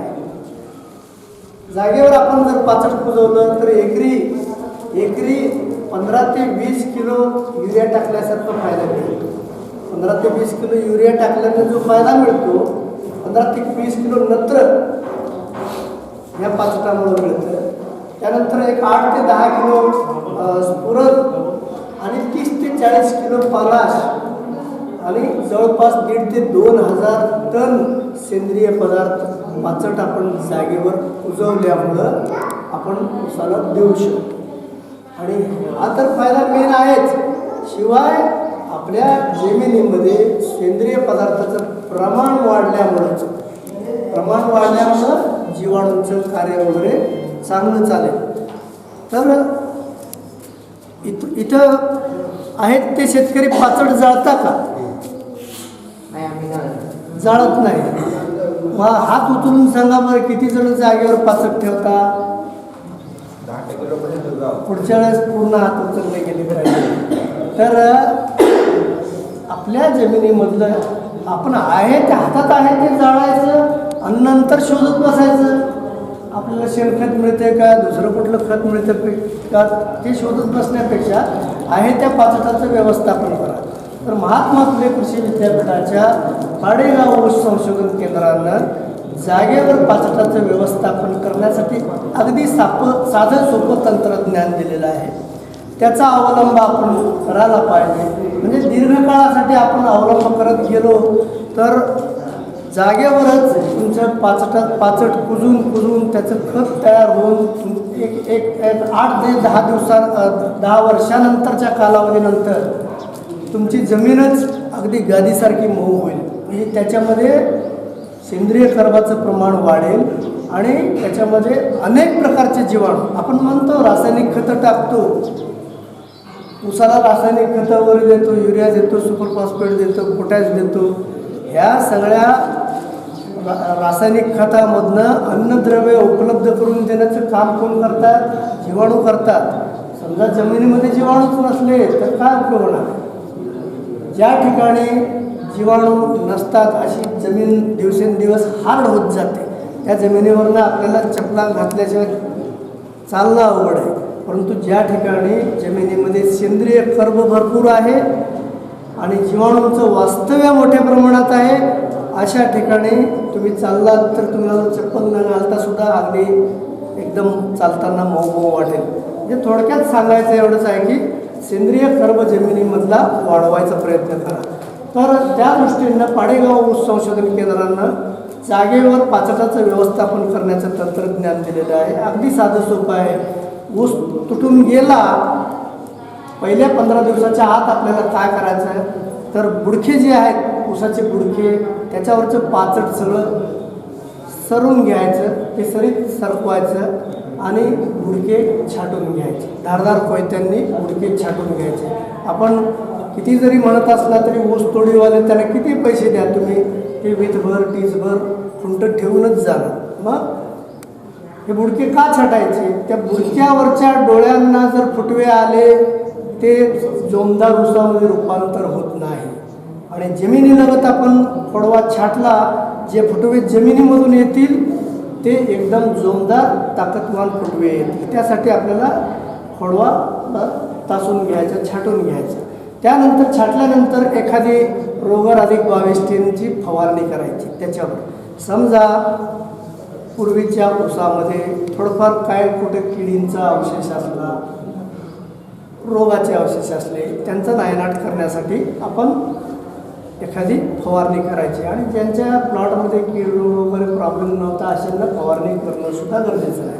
त्यानंतर पाचट सरीत लोटलं आपण, ते पाचट जास्तीत जास्त सरीमध्ये दबेल असा प्रयत्न करायचा. तुम्ही जनावर सोडून द्या, माणसाकडनं तुलवा किंवा ट्रॅक्टर असेल तर ट्रॅक्टर फिरवा.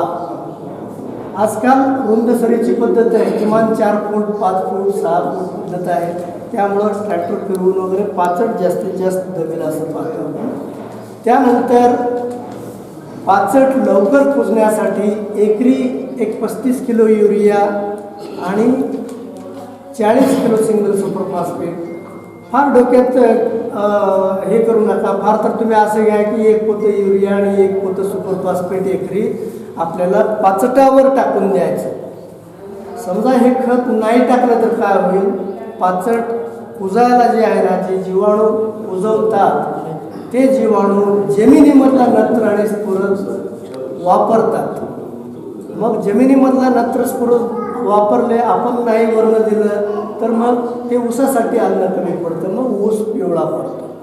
म्हणून आपण पाचट लवकर कुजण्यासाठी 1 पोतं युरिया 1 पोतं सुपर फॉस्फेट पाचटावर आपण पसरून टाकायला पाहिजे. आणि त्याच्याबरोबर पाचट लवकर कुजण्यासाठी काही जीवाणू आहेत. आमच्या विभागीय कृषी संशोधन केंद्रामध्ये सुद्धा आम्ही तयार करतो कंपोस्ट जीवाणू म्हणून. एक ज्वारीवर वाढवलेलं असतं. एकरी 4 ते 5 किलो कंपोस्ट कुजवणारे जीवाणू हे आपण पाचटावर पसरून टाकायचं. पाचट लवकर कुजण्यासाठी युरिया सुपर फॉस्फेट टाकला, पाचट कुजवणारे जीवाणू टाकले की लगेच पाणी द्यायचं. पहिलं पाणी फुलटणी द्यायचं आणि पाणी देताना शक्य होईल तेवढं पायाने पाचट दाबत दाबत दाबत चालायचं. पाणी देऊन झालं, पहिलं पाणी देऊन झालं की 3-4 दिवसानंतर वापसा येतो. वापसा आल्यानंतर मात्र आपल्याला ऊसाला खतं द्यायचं. पहिलं जे दिलं ते पाचट लवकर कुजण्यासाठी दिलं. ऊसाला डोस द्यायला पाहिजे. आपण लागणीच्या ऊसाला 4 वेळेला डोस देतो. कधी देतो? लावण्याच्या वेळेला देतो, 1.5 महिन्यानंतर खुरपणीनंतर देतो, 3 महिन्यानंतर बाळ बांधणीच्या वेळेला देतो आणि 4-4.5 महिन्याला फायनल भरणी करताना त्यावेळेला एकदा देतो. असं 4 वेळा लागणीच्या ऊसाला देतो. पण खोडवा ऊसाला फक्त 2दाच खतं द्यायची गरज आहे. आणि ती पहार वापरून साधारणपणे ऊसाच्या बेटापासून 1 वीतभर अंतरावर आणि फुटाच्या अंतरावर आपण जर जस्ट 3-4 इंचाचे भोकं पाडून होल पाडून आपण त्याच्यामध्ये खत द्यायचं. याच्यामागं उद्देश काय आहे? तुमची पद्धत, नेहमीची पद्धत कशी मी सांगितलं तो डोस तुम्ही घेणार आणि उसकटून टाकणार. खतं ही ऊसाच्या मुळाच्या जेवढ्या जवळपास जातील तेवढं जास्त त्या पिकाकडनं घेतलं जाईल. म्हणजे खतं वाया जाणार नाही. तर 15 दिवसाच्या आत पाणी झाल्यानंतर वापशावर आपल्याला पहिला डोस द्यायचा. काय डोस द्यायचा? 2 पोती युरिया, 3 पोती सिंगल सुपर फॉस्फेट आणि 1 पोतं पोटॅश. आणि तुमच्या जमिनीमध्ये जर सूक्ष्म अन्नद्रव्यांची कमतरता असेल तर एकरी 10 kilo ferrous sulphate, 8 kilo zinc sulphate, 4 kilo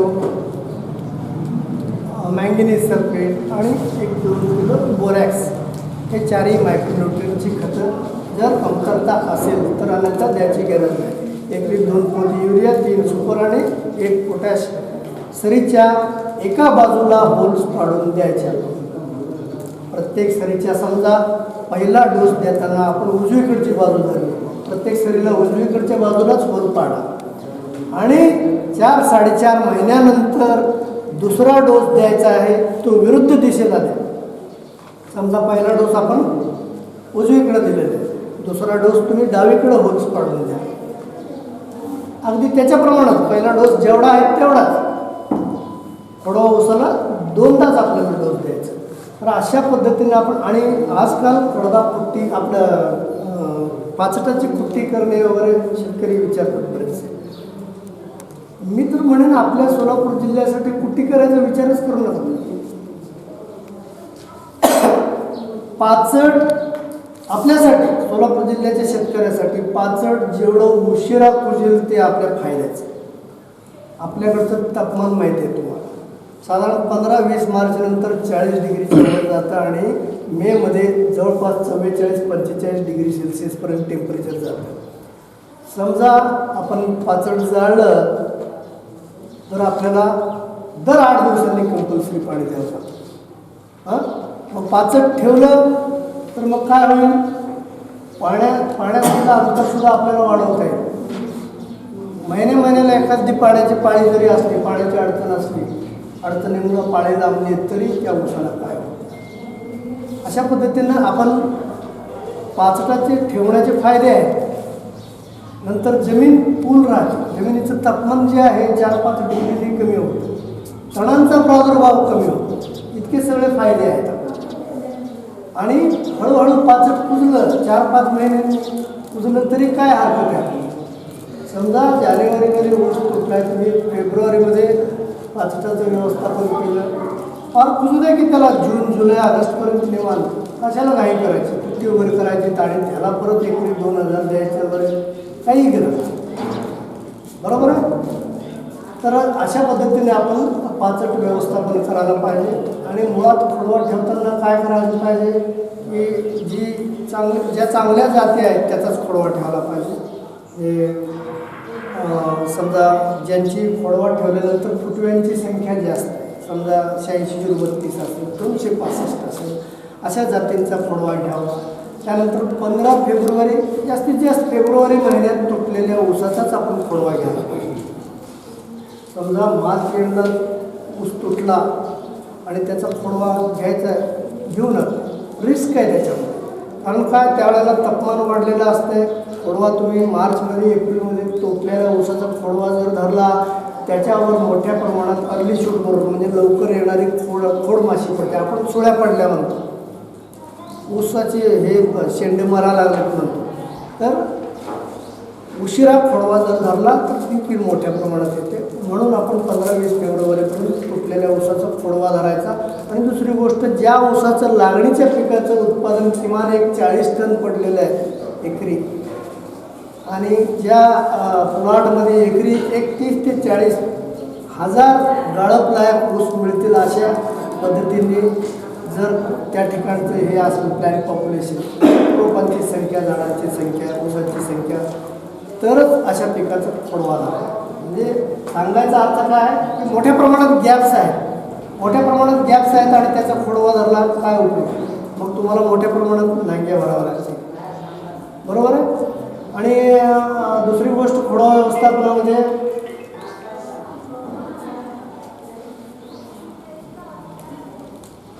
ठीक आहे, परत आठवलं की सांगतो मी. ह्या काही महत्त्वाच्या बाबी आहेत, अगदी मी थोडक्यात सांगण्याचा प्रयत्न केलेला आहे.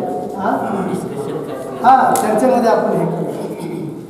तर अशा पद्धतीनं तुम्ही खोडवाचं उत्पादन जर आपलं व्यवस्थापन जर केलं तर आपण कदाचित काही वेळेस काय होतं, लागणीच्या ऊसापेक्षा खोडव्याचं उत्पादन जास्त मिळू शकतं.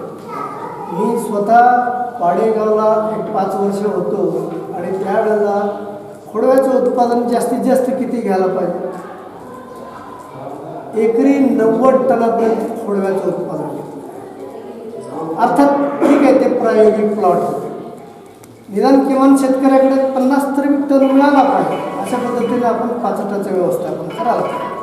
तर माझा संदेश एवढाच आहे की जे हातात ते जाळू नका आणि त्या सेंद्रिय पदार्थासाठी पुन्हा विकत घेण्यासाठी धडपडू नका. तर आहे त्या आपल्या नुसतं ऊसाचंच पाचट नव्हे, आपल्या शेतामध्ये जे काही खाडी कचरा आहे त्याचं कंपोस्टिंग करा. हे जमिनीवरच पिकलेलं आहे, पुन्हा त्याला रिसायकलिंग जमिनीलाच जाऊ द्या. एवढा एक महत्त्वाचा संदेश द्यायचा होता. आपण सगळेजण शांतपणे ऐकून घेतलं, त्याच्याबद्दल धन्यवाद. कंबाईन हार्वेस्टर करून सगळे अवजार घेऊ शकतात. फलोत्पादन अभियानाची योजना आहे, त्यामध्ये आपल्याला शेड नेट, ग्रीन हाऊस या बाबी घेता येतात. त्याचबरोबर अन्न सुरक्षा मोहिमेअंतर्गत 50-100 मीटर पाईपलाईन, इलेक्ट्रिक मोटरचे छोटे जे आहेत अवजार आपण आपल्याला मिळू शकतात. मात्र या योजना आता पूर्वीसारख्या राहिलेल्या नाहीत. मी अर्ज दिला, मला परत मिळालंच नाही. तर या योजना शासनानं महाडीबीटी नावाचं पोर्टल चालू केलेलं आहे. महाडीबीटी ॲपवर आपण पहिल्यांदा नोंदणी करायची. त्यामध्ये आपलं नाव, गाव, 7/12/8. त्यामध्ये संगणकीय प्रणालीद्वारे लॉटरी निघते. आपल्याला मेसेज येतो की या नागरी बाबीसाठी आपली निवड झालेली आहे, आपण आपली कागदपत्र अपलोड करा. तर त्यावेळेस फक्त आपण तुमचं 7/12/8 आधार आणि बँक खातं जे तुमचं आधार लिंक असणार बँक खातं. बऱ्याचशा वेळेला कसं होतं आपलं की सहकारी कुठेतरी पतसंस्था बँका असतात, त्याच्यासाठी वेगळा अकाउंट असतो, प्रधानमंत्री कृषी सन्मानसाठी वेगळा अकाउंट असतो. मग त्यामध्ये जास्तीत जास्त आपल्याला माहित पाहिजे की आपला आधारची लिंक असलेलाच नंबर की जेणेकरून आपल्याला ते पेमेंट लवकर मिळण्यासाठी. दुसरी गोष्ट, यामध्ये आपण नाव नोंदणी केल्यानंतर आपल्याला नंबर लागल्यानंतर मेसेज येतो. मेसेज आल्यानंतर की आपण कागदपत्र अपलोड 7 दिवस नाही केलं तर परत आपल्याला रिमाइंडरसाठी एक मेसेज येतो 8व्या दिवशी की 7 दिवस झाले आपण आपली कागदपत्र अपलोड केलेली नाही. जर 3 दिवसात आपण कागदपत्र अपलोड नाही केली तर आपली निवड रद्द होते. मग आपण 3 दिवसामध्ये जर कागदपत्र अपलोड केली तर आमच्या तालुका कृषी अधिकाऱ्याला ते दिसतात. ती कागदपत्र बरोबर असल्याची खात्री झाली की ते तुम्हाला पूर्वसंमती देतात. पूर्वसंमती पण ऑनलाईन काढून आपल्याला प्रिंट दिली जाते. पूर्वसंमती मिळाल्यानंतर आपण जे अधिकृत अवजार, अधिकृत वितरक यांच्याकडून ती खरेदी करून त्याचं जे बिल आहे, म्हणजे आपण जे टॅक्स इनवॉइस म्हणतो ते अपलोड करणं गरजेचं आहे. तर ते टॅक्स इनवॉइस अपलोड साधारणतः त्याला 25 दिवसाची मुदत असते. 25व्या दिवसापर्यंत जर नाही केलं तरी आपल्याला एक मेसेज येतो की आपण आपली अद्यापर्यंत खरेदी केली नाही, 5 दिवसामध्ये आपण खरेदी करावी आणि आपलं टॅक्स इनवॉइस अपलोड करावं. तर आपण जर त्या 30 दिवसामध्ये टॅक्स इनवॉइस अपलोड केल्यानंतर तो ऑटोमॅटिकली आमचा तालुका कृषी अधिकाऱ्याचा सुपरवायझर आहे, त्याच्या लॉगिनला ते दिसतं की ते तुम्हाला त्यावर तुमचा फोन नंबर असतो. फोनवर करून सांगतो की मी तपासणीसाठी येणार आहे. तर तपासणीसाठी आल्यानंतर तो फोटो वगैरे काढून तुमचं जे बाकीचे पेपर्स व्हेरीफाय करून फक्त अपलोड करतो. त्यानंतर ते पैसे तुमच्या खात्यावर ऑटोमॅटिक जमा होतात. एक साधारणतः त्यामध्ये एक 8-10 दिवसाचा अवधी जातो. आणणार असेल तर साधारणतः एक 8 ते 15 दिवस. त्यामध्ये इतकं ट्रान्सपरन्सी आहे की त्यामध्ये तुम्हाला कोणाकडे जायची गरज नाही, कोणाला वशिला लावायची गरज नाही, कोणाला नेत्याचा फोन लावायची गरज नाही. तर अशा पद्धतीनं ही एक आपली योजना, यामध्ये ड्रीपचा पण समावेश केलेला आहे. आता सध्या ड्रीप फलोत्पादन अभियानात लॉटरी आणि कंटिन्युअस प्रोसेस चालू आहे की ते नंबर म्हणजे एकदा लागला समजा, फक्त आपण करताना काय करतो की सेतूमध्ये गेल्यानंतर आपल्याला घ्यायचं आहे नांगर, आपण त्याची 27 बाबी आहेत, त्यामध्ये 27 बाबी टिक करतो. काय होतं त्यावेळेला तुम्हाला ट्रॅक्टर घ्यायचा नाही, परंतु तुमचं ट्रॅक्टर घ्यायला ट्रॅक्टर नव्हतं. मग परत आपल्याला सांगावं लागतं मला ट्रॅक्टर नाही घ्यायचा, मला रोटावेटर घ्यायचा किंवा मला नांगर घ्यायचा. तर तुम्हाला ज्या बाबी घ्यायच्या आहेत त्याच बाबीपुरतं अर्ज करा. कारण तुम्ही ती बाब घेतल्यानंतर पुढच्या वर्षी तुम्ही दुसऱ्या बाबीसाठी ऍप्लिकेशन करू शकता, काही काय अडचण नाही. दुसरी गोष्ट, त्या बाबीसाठी ऍप्लिकेशन करत असताना जर समजा अनुदान 50,000 किंवा त्यापेक्षा जास्त असेल तर तुमच्या घरात जेवढी खाती, आता हे कसे हे ऑफ रेकॉर्ड सांगतो तुम्हाला, हे कुठे जी आर मध्ये लिहिलं नसतं की तुमच्या घरात जेवढी खाती आहे का नाही ते सगळ्या नावावर अर्ज टाकतात. तुमचे लॉटरीमध्ये लवकर येण्याचे चान्सेस वाढतात. आपण काय करतो किती घेतो, 50 रुपये घेतो ऑनलाईन करतो आपण त्यासाठी. आणि समजा तुमचं आता 5 खात्यामध्ये एका लागली तुमची गरज लागली, बाकी नंबर लागेल त्यावेळेस आपण एका लिहून टाकायचं की मला ही गरज नाही, तर कृषी अधिकारी ऑटोमॅटिक करतो. तर या योजनेमध्ये आपल्याला या सगळ्या गोष्टीचा लाभ घेता येईल. त्याचबरोबर आता दुसरी योजना आहे की प्रधानमंत्री सूक्ष्म खाद्य उन्नयन अभियान म्हणून. तर त्यामध्ये आपल्याला आपला जिल्हा ज्वारी पिकासाठी निवडला. तर ज्वारीवरच्या ज्या प्रक्रिया आहे त्यामध्ये तुम्ही प्रक्रिया उद्योग जे आहेत ज्वारीचे प्रोसेसिंगचे, मग तुम्ही क्लिनिंग रिडिंग करून पॅकिंग करू शकता, रवा करू शकता, पोहे करू शकता. यासाठी तुम्हाला साधारणतः 35 लाखापर्यंतचा प्रोजेक्ट तुम्ही बनवू शकता. त्यामध्ये आपल्याला 35% सबसिडी म्हणजे 10 लाखापर्यंतचं अनुदान. परंतु यामध्ये एक आहे की आपण त्या सबसिडीच्या रकमेकडे लक्ष न देता आपणाला जे करू शकतो आणि आपल्या गावाला जे चालू शकतो ते उद्योग करणं गरजेचं आहे. की जसे कसे की समजा बेटाची गिरणी पॅकिंग मशीन म्हणलं तर तुम्ही कोणाला एक ज्वारी पीठ विकू शकता, रवा मशीन असेल तर रवा काढून रवा पण विकू शकता. फक्त यामध्ये तुम्हाला की बँकेने फक्त आम्हाला की तुम्हाला लोन सँक्शन करण्याची हमी पाहिजे. म्हणून आम्ही त्यामुळे सांगायला लागलो की हे प्रकल्प मोठे 30-35 लाखाचे करण्यापेक्षा 3-4 लाखाचे करा. जेणेकरून 4 लाखाचा प्रकल्प केला तर तुमचं 25% म्हणून 1 लाख तुमचं ठेवून घेतलं जाईल. तुम्हाला साधारणतः 3 लाख लोन देईल. 35% प्रमाणे तुम्हाला 1,40,000 रुपये ऑलरेडी सबसिडी मिळेल. राहिले फक्त 1,60,000. म्हणजे ते जर समजा वर्षा 2 वर्षात नील झाला तर तुमचा उद्योग मोकळा झाला. आणि ज्वारीला गावात काढायचं आहे मशीन, म्हणजे त्याच्यावर काही गव्हाचं निघत नाही असं नाही. तुम्ही त्याच्यावर गव्हाचंही काढू शकता आणि त्या दृष्टिकोनातून तो उद्योग तुम्ही पुढे नेऊ शकता. बऱ्याचशा वेळेला कसं होतं ते ज्वारीसाठी आहे, तुम्ही फक्त घेताना मागे त्या ज्वारीचा गव्हाला निघतो ना विषय संपला. तर अशा पद्धतीने आपल्याला ही पण योजना आहे की जेणेकरून आपल्याला छोटे मोठे उद्योग, कारण आता इथून पुढं ज्वारीसाठी चांगलं भवितव्य आहे की जो पांढऱ्या पेशा वर्ग आहे तो आता बराचसा गहू किंवा आटा मैद्यापासून दूर व्हायला लागला, की जेणेकरून त्याचे जे इफेक्ट्स आहेत किंवा आपल्या पचन संस्था किंवा पचनक्रिया मंदावणं किंवा इतर अनुषंगिक जे विकार आहेत ते जळण्यामुळं ज्वारी खाण्याचं प्रमाण अलीकडे वाढायला लागले किंवा ज्वारीचे पदार्थ खाण्याचं पण प्रमाण वाढायला लागले. ही पण एक योजना आहे. या योजनेमध्ये सुद्धा आपण जर छोटे मोठे उद्योजक असाल तर आपण यात आमच्याकडं म्हणजे जिल्हा संशोधन सहाय्यक म्हणून काही व्यक्ती कंत्राटी तत्वावर आहेत, त्या तुम्हाला मदत करतील. तुम्ही या प्लेन कागदावर घेऊन येताना आधार तुमचा मोबाईल नंबर घेऊन या. आमची यंत्रणा तुम्हाला तो अर्ज ऑनलाईन करायला मदत करेल. ऑनलाईन झाल्यानंतर प्रकल्प तयार करायला पण मदत करेल आणि सबसिडी मिळवून देण्यासाठी सुद्धा प्रयत्न करेल. अशा पद्धतीने ही आपली प्रधानमंत्री सूक्ष्म खाद्य उन्नयन अभियान ही एक योजना आहे. तर या योजनेचा पण आपण सर्वांनी लाभ घ्या. तर यापेक्षा आमच्याकडे छोट्या मोठ्या बऱ्याचशा योजना आहेत, त्या सगळ्या आता वेळेअभावी मी तर सांगू शकत नाही. तर या व्यतिरिक्त जर कोणाला जर त्या दुसऱ्या वेगळ्या योजनेचा लाभ घ्यायचा असेल तर माझा नंबर आहे 9822422098. तुम्ही कधीही फोन करा. रात्री 10 ते 6 व्यतिरिक्त मी पूर्ण उपलब्ध असतो. 9822422098. तर आपल्या काही शंका किंवा आपल्याला जर काय अजून यामध्ये अडचणी किंवा दुसऱ्या कुठल्या आमच्या विभागाच्या योजनांच्या अडचणी वाटल्या तरी बेलाशक तुम्ही संध्याकाळी 10 ते 6 वगळता कधीही फोन करू शकता. तर मला सागर सरांनी अगदी अचानक सकाळी 9 वाजता सांगितलं. मी वेळात वेळ काढून इथे येण्याचा प्रयत्न केला. आपण पुढं 5-10 मिनिटं मला मार्गदर्शन करण्याची संधी मिळाली. त्याबद्दल अमृत सागर सरांचे आणि आपल्या सर्वांचे मी आभार मानतो. या ठिकाणी थांबतो. जय जय. पीक म्हणून सोयाबीनकडे विविध रकमेमध्ये नायनामध्ये यावर्षी 100 हेक्टरवर खरीप सोयाबीन झाले असून 10 ते 15 हेक्टरवर उन्हाळी सोयाबीन लागवड बऱ्याच शेतकऱ्यांनी केली. तसेच इंडी सरांनी ऊस व्यवस्थापन, पडवा व्यवस्थापन याविषयी मोलाचं मार्गदर्शन केले. तसेच शासकीय योजनेसाठी जी दारपळमध्ये काही योजना माहीत नव्हत्या, जी ऑनलाईनची योजना आहेत त्याबद्दल कवडे सरांनी मी चांगलं मार्गदर्शन केले. तसेच गावातील प्रथम नागरिक, सरपंच मॅडम, तसेच इतर मान्यवर, तसेच गावातील ग्रामस्थ, तरुण शेतकरी सगळ्यांनी उपस्थित करून सरांचं मार्गदर्शन केलं.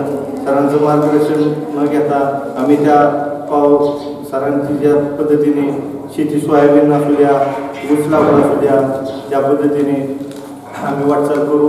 तसेच सरांनी जे सांगितलं फळ व्यवस्थापनात बाहेर दुसऱ्या जिल्ह्यात 90 टनापर्यंत अवरेज निघते. आमचे बी शेतकरी पूर्ण फळ व्यवस्थापनात 90 काय 100 टनाची बी अवरेज काढण्याच्या मार्गावर. आमची इकडली जमीन पूर्ण तिकडल्या जमिनीपेक्षा सुपीक आहे. आता पाण्याची उपलब्धता चांगल्या प्रमाणात असल्यामुळे आणि त्यात आमच्या ड्रिप इरिगेशन जास्त आहे गावामध्ये, त्याच्यामुळे आम्ही ऊसाचं उत्पन्न चांगल्या प्रमाणात घेतो. तसेच आम्हाला आज चांगले मार्गदर्शन कृषी तंत्रज्ञान पारायण या निमित्त प्रमुख उपस्थितीने आज बरेच मार्गदर्शन केले. तसेच आणि इंडी सरांचा माझ्या नंबर आहे, कुठल्याही काम राहू द्या, कधी बी फोन करू. मला एक बार प्रॉब्लेम आला होता, आल्यानंतर सरांना मार्गदर्शन केलं. सरांनी लगेच ती प्रॉब्लेम सॉल्व केला. मी सफरचंद लागवड केली आहे, माझे मरचं प्रमाण वाढायला लागलं. सरांकडे गेलो, एक झाड दिलं, त्यांनी सांगितलं ह्या पद्धतीने करा. त्यानंतर माझा रोग पूर्ण 100% जागेवर हे झालं. मी जर सरांकडे गेलो नसतो, सरांचं मार्गदर्शन झालं नसतं तर माझं बरंच नुकसान झालं. तसंच सरांनी नंबर दिल्याप्रमाणे सगळ्यांनी जे अडचण आहे त्यांनी सरांना फोन करून कधी बी सरांनी सांगितले की सर तर काय कुठल्याही कार्यक्रमात आम्हाला मार्गदर्शन असते.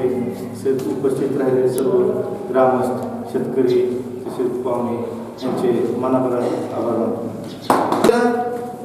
तर हार्वेस्टिंगच्या वेळेस पाऊस जास्त पडतो, उशिरा पेरलं तर तांबेऱ्यासाठी करतात. मग त्यासाठी सोलापूरसाठी सुटेबल एखादी व्हरायटी असा काय आहेत का नाही आपल्या गेल्या वर्षी ज्या लोकांनी फुले तुटली मॅच करा आणि ती व्हरायटी सोलापूर जिल्ह्यासाठी व्हरायटी तर आता सगळ्या टॉपवरची व्हरायटी. महत्वाचं जर पाण्याची सोय असणं गरजेचं आहे.